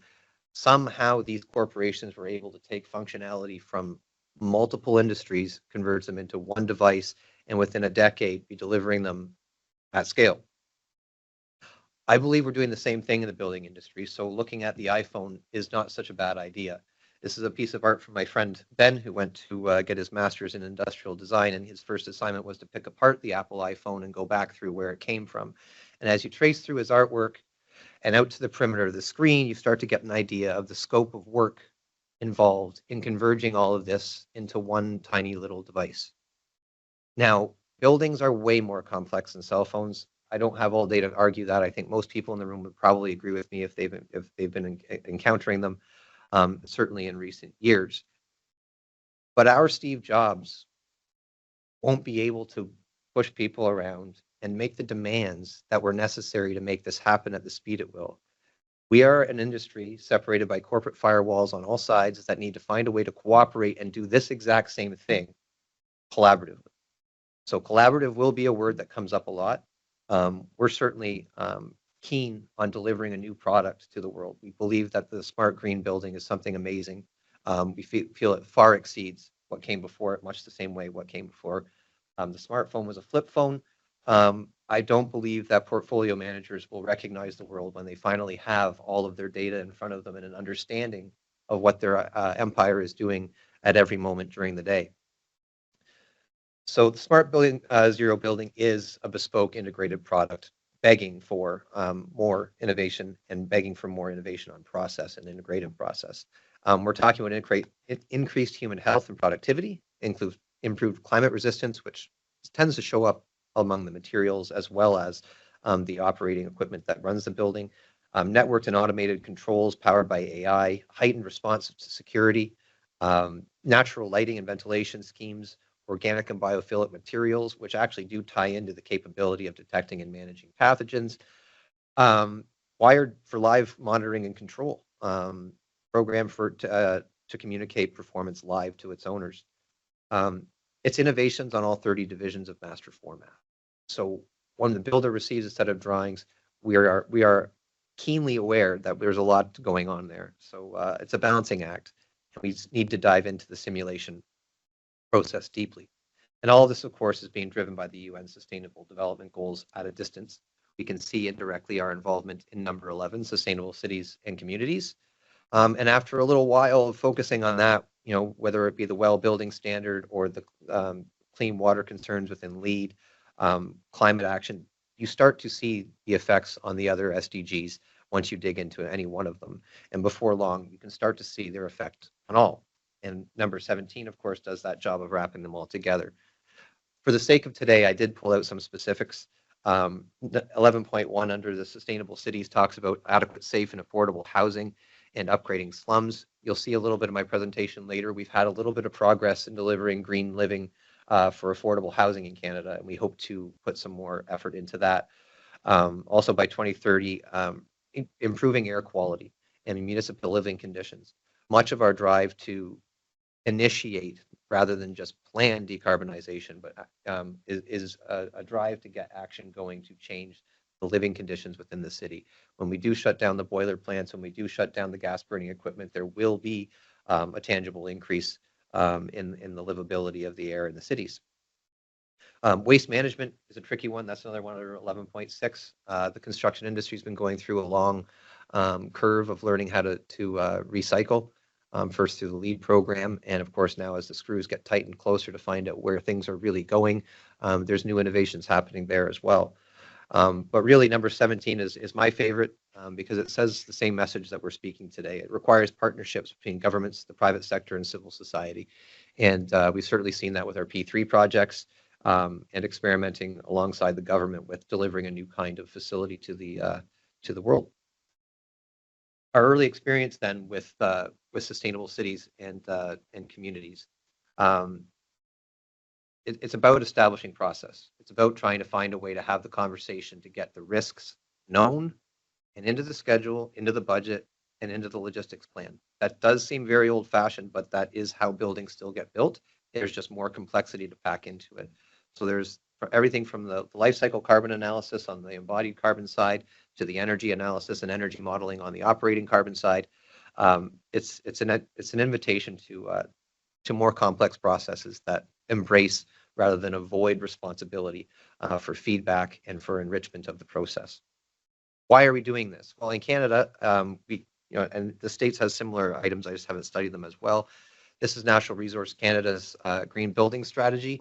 They outlined 482,000 buildings that need to be decarbonized by 2050 to reach our goals. Now that's gone up because we're still building non-zero carbon buildings since 2022 when this was written. But even at that rate, I calculate that's 2 or 3 occupancies every hour in Canada for 25 years. And rather than talk about what that means, I've put my nose down and started to get to work because it's a very, very large amount of work.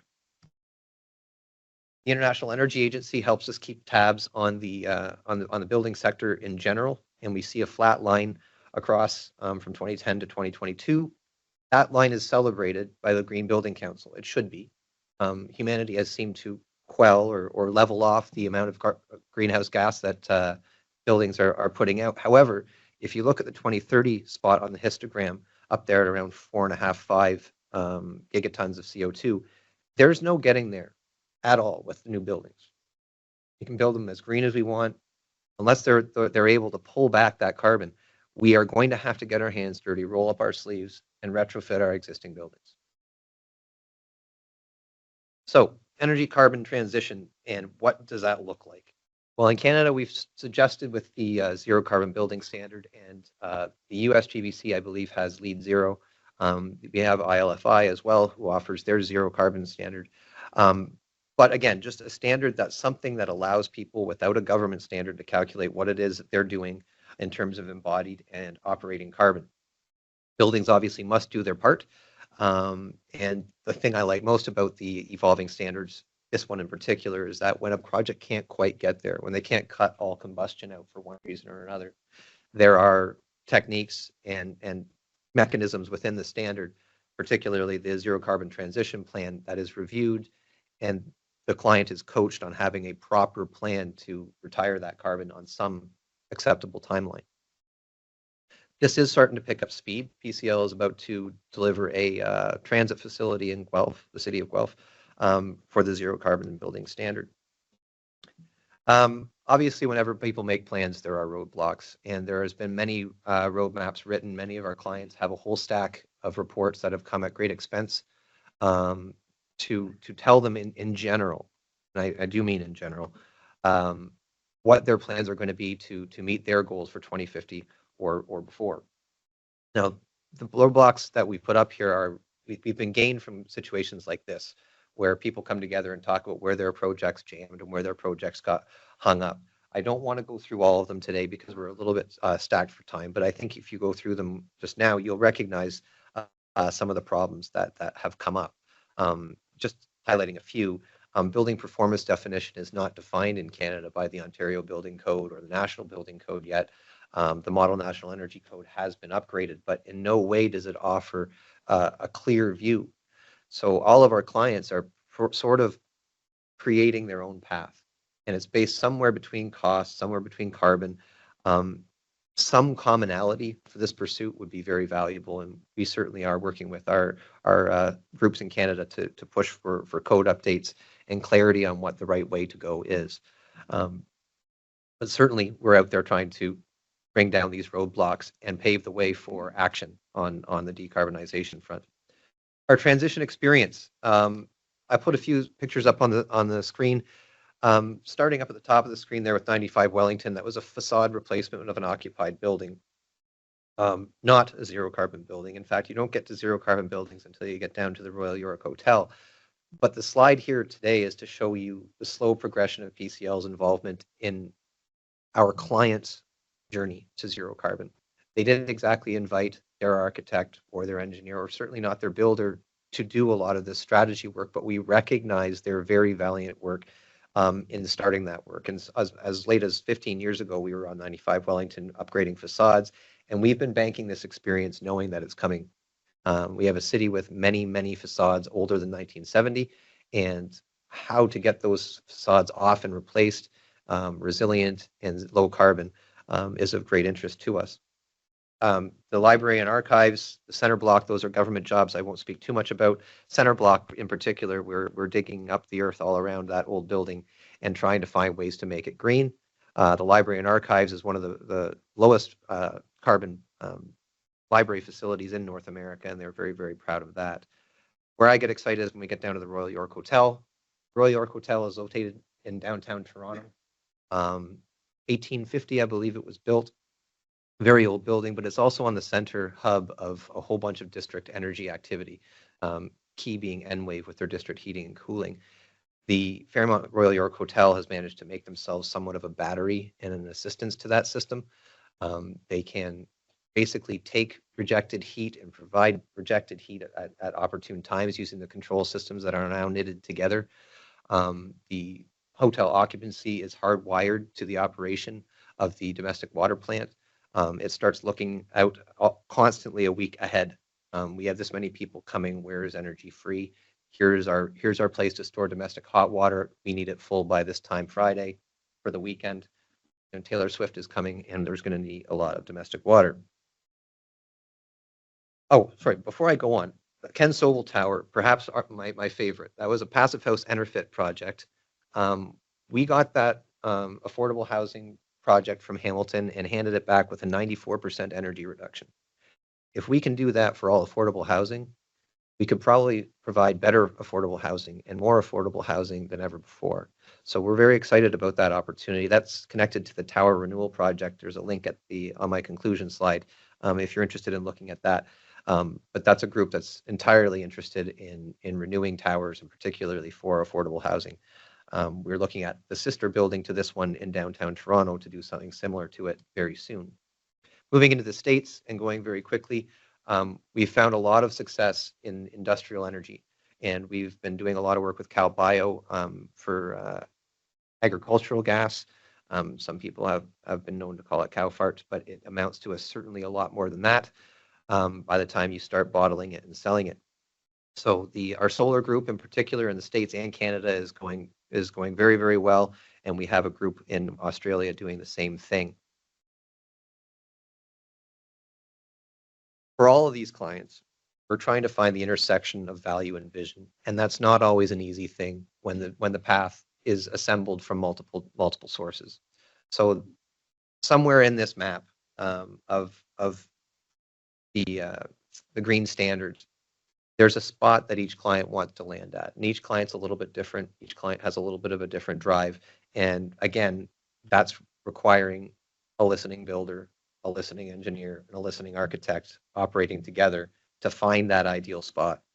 Not any one of us have all the information to find that spot, so working together, again, becomes critical. In our own work in decarbonizing our own properties, PCL's been looking at our headquarters in Edmonton, and this graph is something that we started using with our clients to show the journey. It's not complex at all. On the one side, you've got your property carbon output, and on the other side, you've got your decarbonization progress. And of course, the bars are a progression towards zero carbon. The first bar is your assessment. You're going to do your ASHRAE assessment. You're going to get some energy conservation measures just like you always did, except hopefully you'll act on them and you'll use those to get some money back to the corporation. It's a good feeling. Everyone's looking good. Everyone's feeling good. And the building's a little bit cleaner.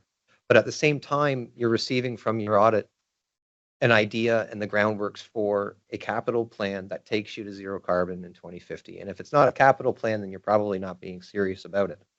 That might involve getting an architect and an engineer started on what you see your properties doing in the next 15, 20 years and creating a bespoke master services plan from here to 2050. And we're certainly starting to look at that as a path to zero carbon for ourselves and getting ourselves to the places we want to be. We say turn roadmaps into capital plans. That's basically the essence of this chart. So what does transition ready look like? Many clients come to us, they want to be green, they want to hit zero carbon, they want their healthier buildings for their staff, and they want it to be resilient to storms and climate conditions. But that doesn't necessarily mean they're ready for it. They might just be at the beginning of their conversation. And by the time you have your builder on board, that might be a little bit late. So we've been doing some thinking about what the overall process of decarbonization looks like. And the good news is I'm not going to take you through this cross-functional diagram. The center of the diagram we're going to leave entirely out. The point I want to make with this diagram is that in order to make this plan and assemble the, it tells a story, you need to create your X and Y axes on this chart. And that is basically starting with your team and the phasing. Again, you'll recognize the team and the phasing from the previous chart that I had up.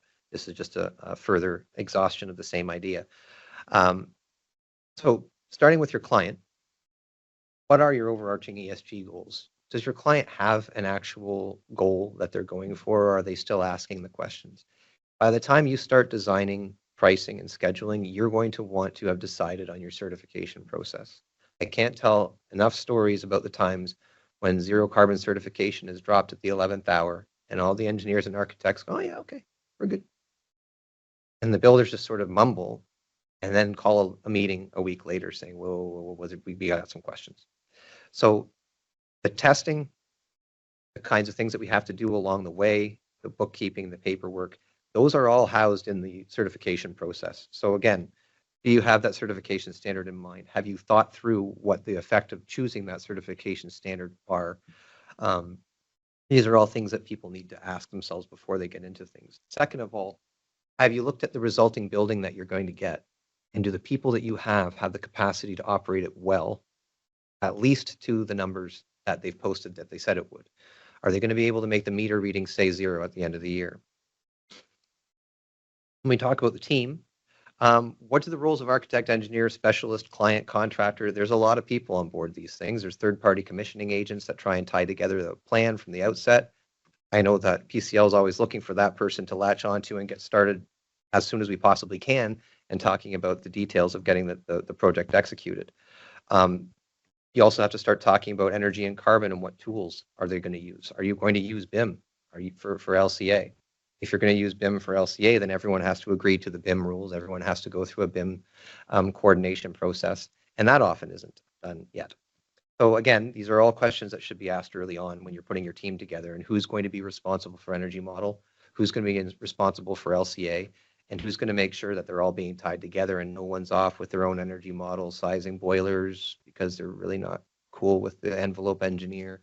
This is something that happens. It's more common than perhaps we'd like to know. So then we get to M&E design, passion of mine. We're going to most likely be getting into a complex system of heat pumps, exchangers, and digital controls. Envelope has to be in there, and envelope has to cooperate. I've often had envelope engineers and mechanical engineers operating on different models for very good reasons. The better jobs are the jobs where they get together and challenge each other. When systems are more important, like trying to find out when systems are more important than envelope is another big issue. We have a lot of our mechanical contractors out on jobs where they call us in later to help manage occupants and the property while the upgrades are going on. They feel that they can run these jobs on their own. In many cases, they're right, but we find a lot of people avoiding the envelope issue, avoiding that 1970s envelope that just won't hold a heat pump system's energy well. So we're keen on challenging that planning aspect. Has that discussion been had? Has anyone challenged and really looked at the envelope? PCL likes to be there because we can actually tear open the building. I say tear open. We can surgically open the building to show things like where that envelope is attaching to slabs, the conditions of the fasteners and components that go into that. We're just starting to get clients that are willing to go to that distance and really want to add that clarity to their roadmap. So we're definitely keen on suggesting that they do it. Energy modeler is another important one. That person's going to be tying together, again, your M&E and your envelope design, as well as your architectural, your insulation values. How well is that translated into the metrics that are used in the energy model? That's all going to be controlled by a person who cares about your energy model. This is if anyone sat in front of an energy modeling computer, you're dealing with thousands and thousands and thousands of drop-down boxes, settings, variables. There are many ways to go astray, and so to have someone sharp on your energy modeling is very important. And the second part, of course, is getting into the phasing. I stopped at execution. Obviously, it goes well beyond that. It goes into operations. But just to shorten up the discussion, have you done your audit? Are you satisfied that you've checked? Have you dug into your envelope? Have you dug into your systems? Constructors are optional at this stage, but again, we can provide those critical insights, getting into the details and letting you know what needs to be changed. Simulation and analysis, again, the tools that we've just talked about, how are they going to be used? Who is going to be coming to the meetings? When are the meetings going to be had? What are the milestones? What is the plan to make sure that the energy model and the results that it claims are going to show up digitally on the meter after year one, so that in the case of the Canada Green Building Council, you get that zero carbon plaque that you've worked so hard to get. It does not come actually until you're done the operating phase of the journey. Finally, execution. How are you getting all these details into schedule, budget, and plan? And when are you going to do that? The commissioning plan should already be in place with the team, but how you do that and when you do that is critical. And finally, the one concern that we have is about the training of individuals to run these facilities later. It's not going to do, certainly our company or the world, a lot of good to retrofit or build a new zero carbon building only to turn around and have it run as business as usual. So again, those conversations are not conversations to have at the 11th hour. Those are conversations to have when you enter into the notion of having a zero carbon building. Are Jane and John going to be able to run the building the same way they did before? Or do we need to get Jane and John into some training beyond what the contractors maybe had planned so that we know how this building is going to work? And that is about it for today. We are out there advising our clients to engage in the cleaning of sustainable cities and communities. So we are engaged in number 11 of the SDGs. We believe that the path forward involves a new level of collaboration, integration, and simulation. And that's some of what my presentation was about today, in order to land again at a confident occupancy date, where a client's able to go and realize all the great things that they've put into their property. So thank you very much. Okay, we are going to have a couple minutes for some questions. If you are online, I believe Matt is going to be checking for people that are submitting questions. So at this time, I'm going to invite Adam up here. Adam Driscoll is the Vice President, Senior Environmental Engineer at BAR. He leads teams serving clients in a variety of industries in the areas of environmental permitting and compliance. He has a Bachelor of Science in Chemical Engineering from the University of North Dakota and is a registered professional engineer in Minnesota and in Michigan. So I'm going to invite Adam to come up here, and I believe Brett and Stephen as well will be able to join us. See, over the last 15 years in the United States, every 4 years, but that has not been exclusively here. We see that elsewhere. These projects and these goals that we speak of have long timelines. So how does that influence your work? How do you deal with this seeming whipsaw in policy while you try to drive 10, 20, 30 years down the road? Well, we were expecting to see something of a whipsaw in Canada years ago, because there was a government coming in that said there was one coming, but that whipsaw has not necessarily spawned an explosion of zero carbon building. So for myself, I mean, I'm asked this question quite often. I don't see our clients wavering in the response to an election. I mean, the smart green building has other saleable features, not least of which is economic and health benefits that are also swaying them in that direction. And furthermore, the push to go zero was never legislatively strong to begin with. All of the behavior was in anticipation of coming pressure. So I think we'll still see a healthy pursuit of green buildings, and people continuing again try and put the pieces of an actual plan that they can follow together. Hopefully, the support for those sorts of upgrades on buildings will continue to exist at government, regardless of who's in power. Thank you. Pierce, anything to add? Yeah, if you can hear me all right. Yeah, so we obviously are living through another transition governmentally here in the US, and policy tends to whipsaw, but these goals and the projects that go along with them have much longer time span. So how does that influence your work? How do you continue to have a long-term vision that is independent of the whipsaw in policy? Yeah, I mean, I think it's very important to, I would say, see how things are gonna evolve in the next months or years, at least in the US. What we work on, right? We're seeing this risk happening firsthand, right? So it's not, saying, well, this is going to happen in, let's say, 2050 or 2060. What I illustrated was, something that is already happening, right? So we are seeing these impacts from flood, wildfire. I think mitigation, adaptation is going to continue to be top of mind. From an insurance perspective, I think it's going to continue to be important, because insurance carriers want to understand how that risk is evolving. I don't see, I mean, we'll have to wait and see how things evolve, but I think generally, I think that, there's going to be a continuation in terms of what we're doing in terms of modeling and understanding that risk. Thank you. I think the one thing I would probably add to that too, kind of tagging on to what Stephen said, is I think we're seeing more growth and desire in private industry and private organizations to want to pursue these. And I think the more we can foster and promote the private drive to make this happen, rather than doing it as a response to legislation, that's going to help us avoid some of the roller coaster that I think you're kind of getting at with the political turmoil. That's a good point. So I'll one for you, Stephen. So you talked about, and I got really excited when you were speaking about the building with the analogy of the iPhone, and that Apple in that situation had the benefit of all being within one organization to achieve that. And that this future of this smart building requires numerous organizations. So you gave some of those fundamentals, but what are examples in your life of when that has worked well?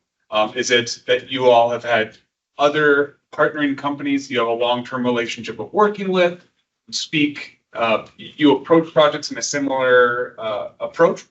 Yeah. How, in your experience, have you seen that go well? It's usually when it's a combination of dice tumble and conscious decision, but when the people come together from the various organizations that have that mindset, oftentimes at events like Global Minnesota's, where that aspect of the corporate thinking is shared, that understanding is gained. When you finally find yourself at the table, the project table with individuals like that, that's when the magic starts to happen. There's this knowledgeable understanding of what the complications are across the table for a given goal. And as soon as that respect is there, then usually it takes off. Thank you. Yes. Just two quick questions. One, clearly, all of the things that we're doing to try to incorporate practices that kind of reduce footprint of and sustainability. A lot of it is the artificial intelligence things, the technology things, all that's taking power. So I'm just kind of curious how power plays into having sufficient power for these buildings and how that plays into your thinking, and if are you guys somehow involved in helping support the drive to increase power availability, that sort of thing? And secondarily, I'd just like to know, maybe just quickly, to what extent do you pay attention to sort of what's happening in the rest of the world?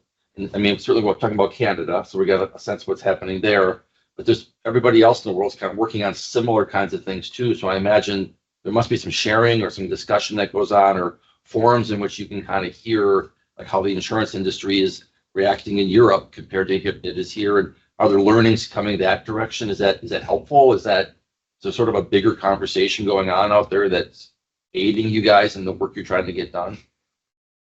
I would say yes. Go ahead. One of the problems we're having with clients in downtown core is they still have a significant power requirement, and now they want to go to heat pumps. Guess what? You just doubled your requirement. You're looking at 2 new transformers in your basement, some way to get the wires down the street and into your building. Our involvement in that is limited. Once we're on board as a builder, we are certainly very active at presenting different alternatives to clients. One of the things I'm most excited about right now is borehole thermal energy storage and grid amplified building energy storage. It's about to drop. We're about to start seeing the drills show up in the cities, go into existing buildings, drop a hot well and a cold well. And I won't get into it all right now, but there are new ways to get energy into tight places and have it be green. As a constructor, we're just out there trying to make sure that we have the competencies to understand, plan, and schedule, budget, install all of these systems. Another great one is building integrated photovoltaics with ventilation and fluids going behind them. That's just starting to come in where you can reject and gain energy through your envelope. So all these sorts of things are things that we're watching for our clients, knowing that energy and where you find it is going to be a big deal. I'll address that first part of your question about AI and the impact on power. If we look here just in the States and apply that as a surrogate elsewhere, where we have seen a leveling off of power demand in the States, we are now seeing modeling suggesting a need for additional power in the next 10 to 20 years as a result of the significant electrification of our economy, plus the significant power demands for a data-intensive economy. So all of the work that you all are doing on buildings, it doesn't seem that it is yet taken into account that we are expecting additional needs for energy across our whole economy. So that's a great point of while we are seeking our traditional energy use in a lot of our existing infrastructure, we are having this growth and this demand because of that AI and that digital life is directly related to the production of electrons, right? We do have a problem with data centers that this all goes back to, but the actual IoT devices and the sensor systems don't consume a lot of power. Mhm. So we're able to monitor a building and make reactive reactions to it. It's Net reduction. net reductive. Yeah. That's great. Thank you. The back. Yeah, question maybe for Firas at Moody's. Your maps were very compelling and looking at obviously this increased frequency and the impact of weather events. Do we see or do we start to see businesses, large or small, starting to contemplate the possibility to leave the states or reduce their bandwidth? So what we're seeing, right? We're seeing, for example, carriers in California stop writing or underwriting insurance policies, right? So the reason behind it is, more of outdated regulatory requirements where they can't increase the rates. So what that is doing is pushing a lot of homeowners to what we call the residual market, so the Fair Plan, Florida and Citizens, and so on. So that is more on the carriers, but we have not seen yet, I would say, a big trend of companies or manufacturers saying, well, I don't want to stay here anymore, I want to go somewhere else, or even in terms of homeowners, I've not seen that, I would say. I think it's insurance is going to be the big driver, right? If they can't get insurance, so the challenge is going to be, are they going to go to, for example, what we call them the excess and surplus, like the Lloyd's of London, for example, or are they going to have to make a decision in terms of, should I go, construct in an area that is less vulnerable, right? Or should I invest in possibly, if I know my, let's say, factory or commercial real estate is vulnerable, say to flood, then should I invest in some portable flood barriers, or should I invest in vegetation management if it's wildfire? So I think it's these are, I would say, bringing a lot of questions in terms of how can I adapt to this new normal. Another question here in the audience? Yeah, just to follow up, Firas, it seems to me that those 3 states you mentioned that had the highest vulnerability also are $8 trillion of GDP. And they're also 92 million of population. And it's not decreasing either, really. I mean, there's been some movement from California, but it's been going to Texas. So is your model taking into account these kinds of movements? Yeah, so these models, they take into account the exposure density, right? So, and of course, that is partly also driven by the population dynamics. So what these models do is, when you simulate the hazard, you simulate the vulnerability, then another layer is what we call our industry exposure database. So what this layer has is, it has all the different lines of businesses, residential, commercial, auto, mobile homes, manufacturing plants, and so on. So we take into consideration all that information, and that is a database that we update, I would say, on a regular cadence. I would say every year, because we know that's a very dynamic landscape.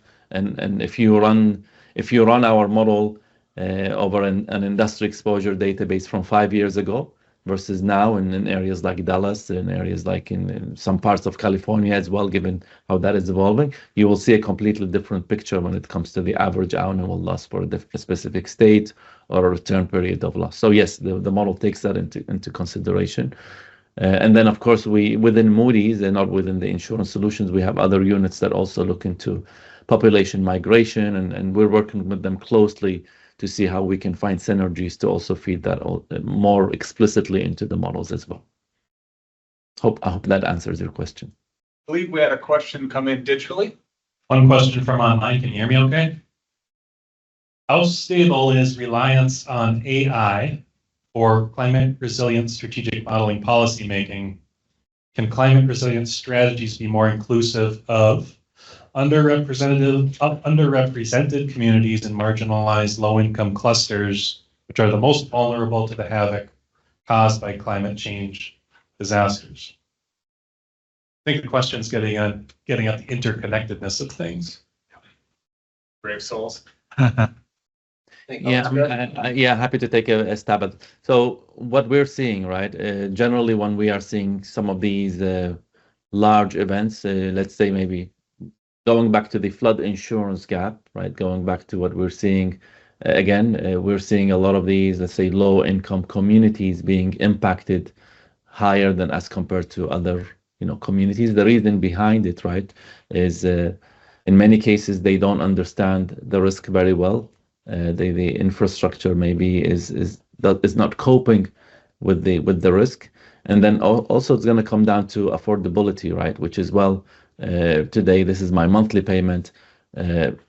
I I cannot afford possibly to have another flood insurance policy, right? Because flood insurance in the US is a separate policy, and then it's going to come down to, okay, can I afford this or not? So that is another one. And of course, when a disaster happens or a major catastrophe events, it's going to come down to, well, am I going to get the disaster assistance or not, right? How much is that going to be? Is it going to allow me to recover, or am I going to spend out of pocket? And in some cases, of course, if that's then not enough, then it's going to drive them to sort of take shortcuts on how they are going to sort of recover from it, the building and so I would say it's multifaceted, unfortunately, but we see it in many areas in certain underrepresented communities that are suffering. I have some examples that come to mind in some areas, and we're seeing in Philadelphia that we've been working very closely to better understand the risk.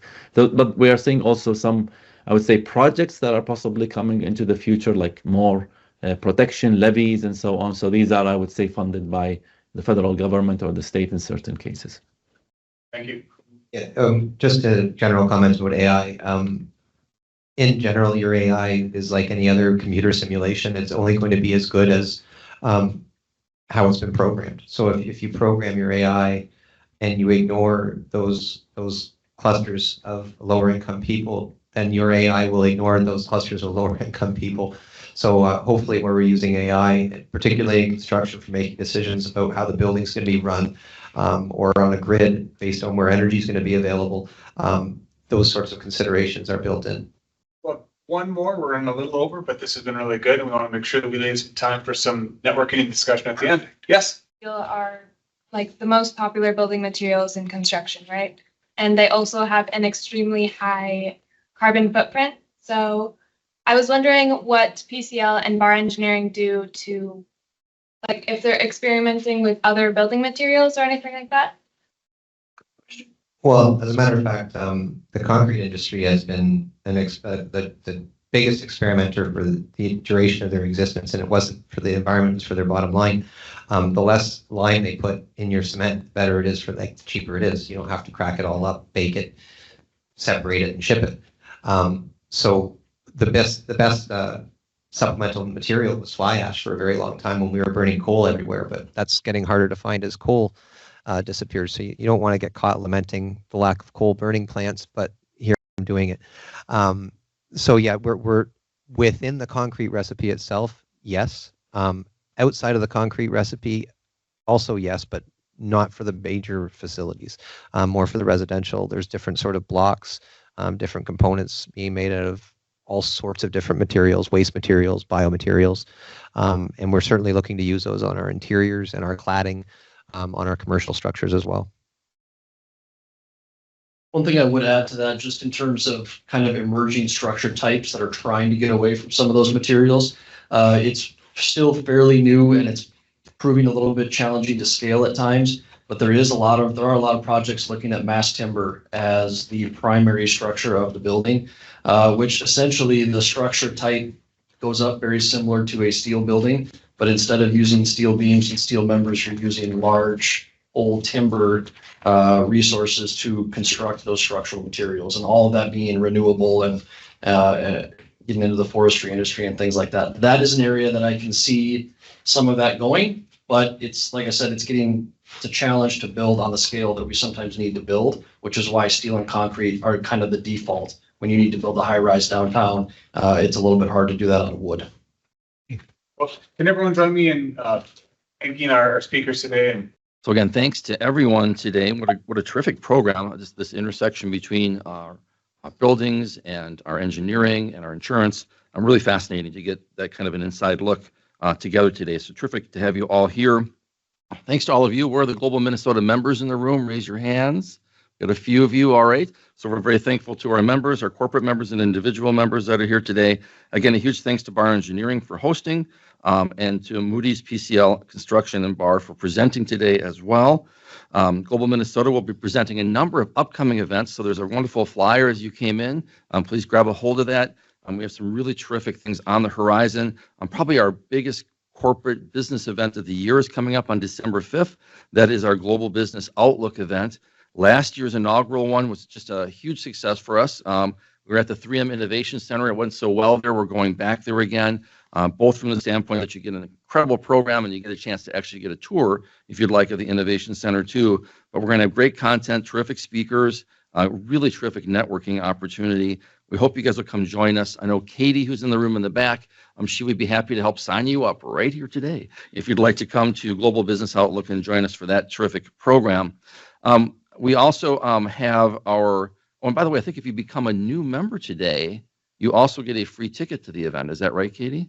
Right, that's kind of, we're sweetening the deal. And then on December 12th, we have our World Quest International Trivia Competition. You can form a team, become a part of this. The wonderful Tom Cran from Public Radio is going to be our moderator for that program.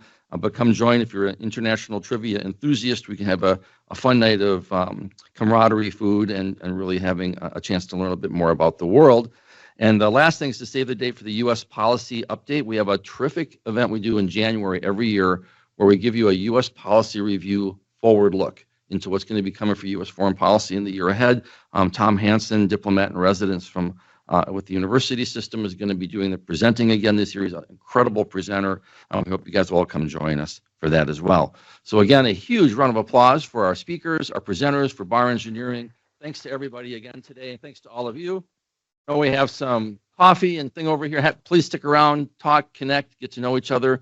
Am I the last speaker, Steve? I am the last speaker. So all right. So, oh yes, and one more thing for all the speakers that were here today. Could you please come forward? We're going to get a quick photo together as well.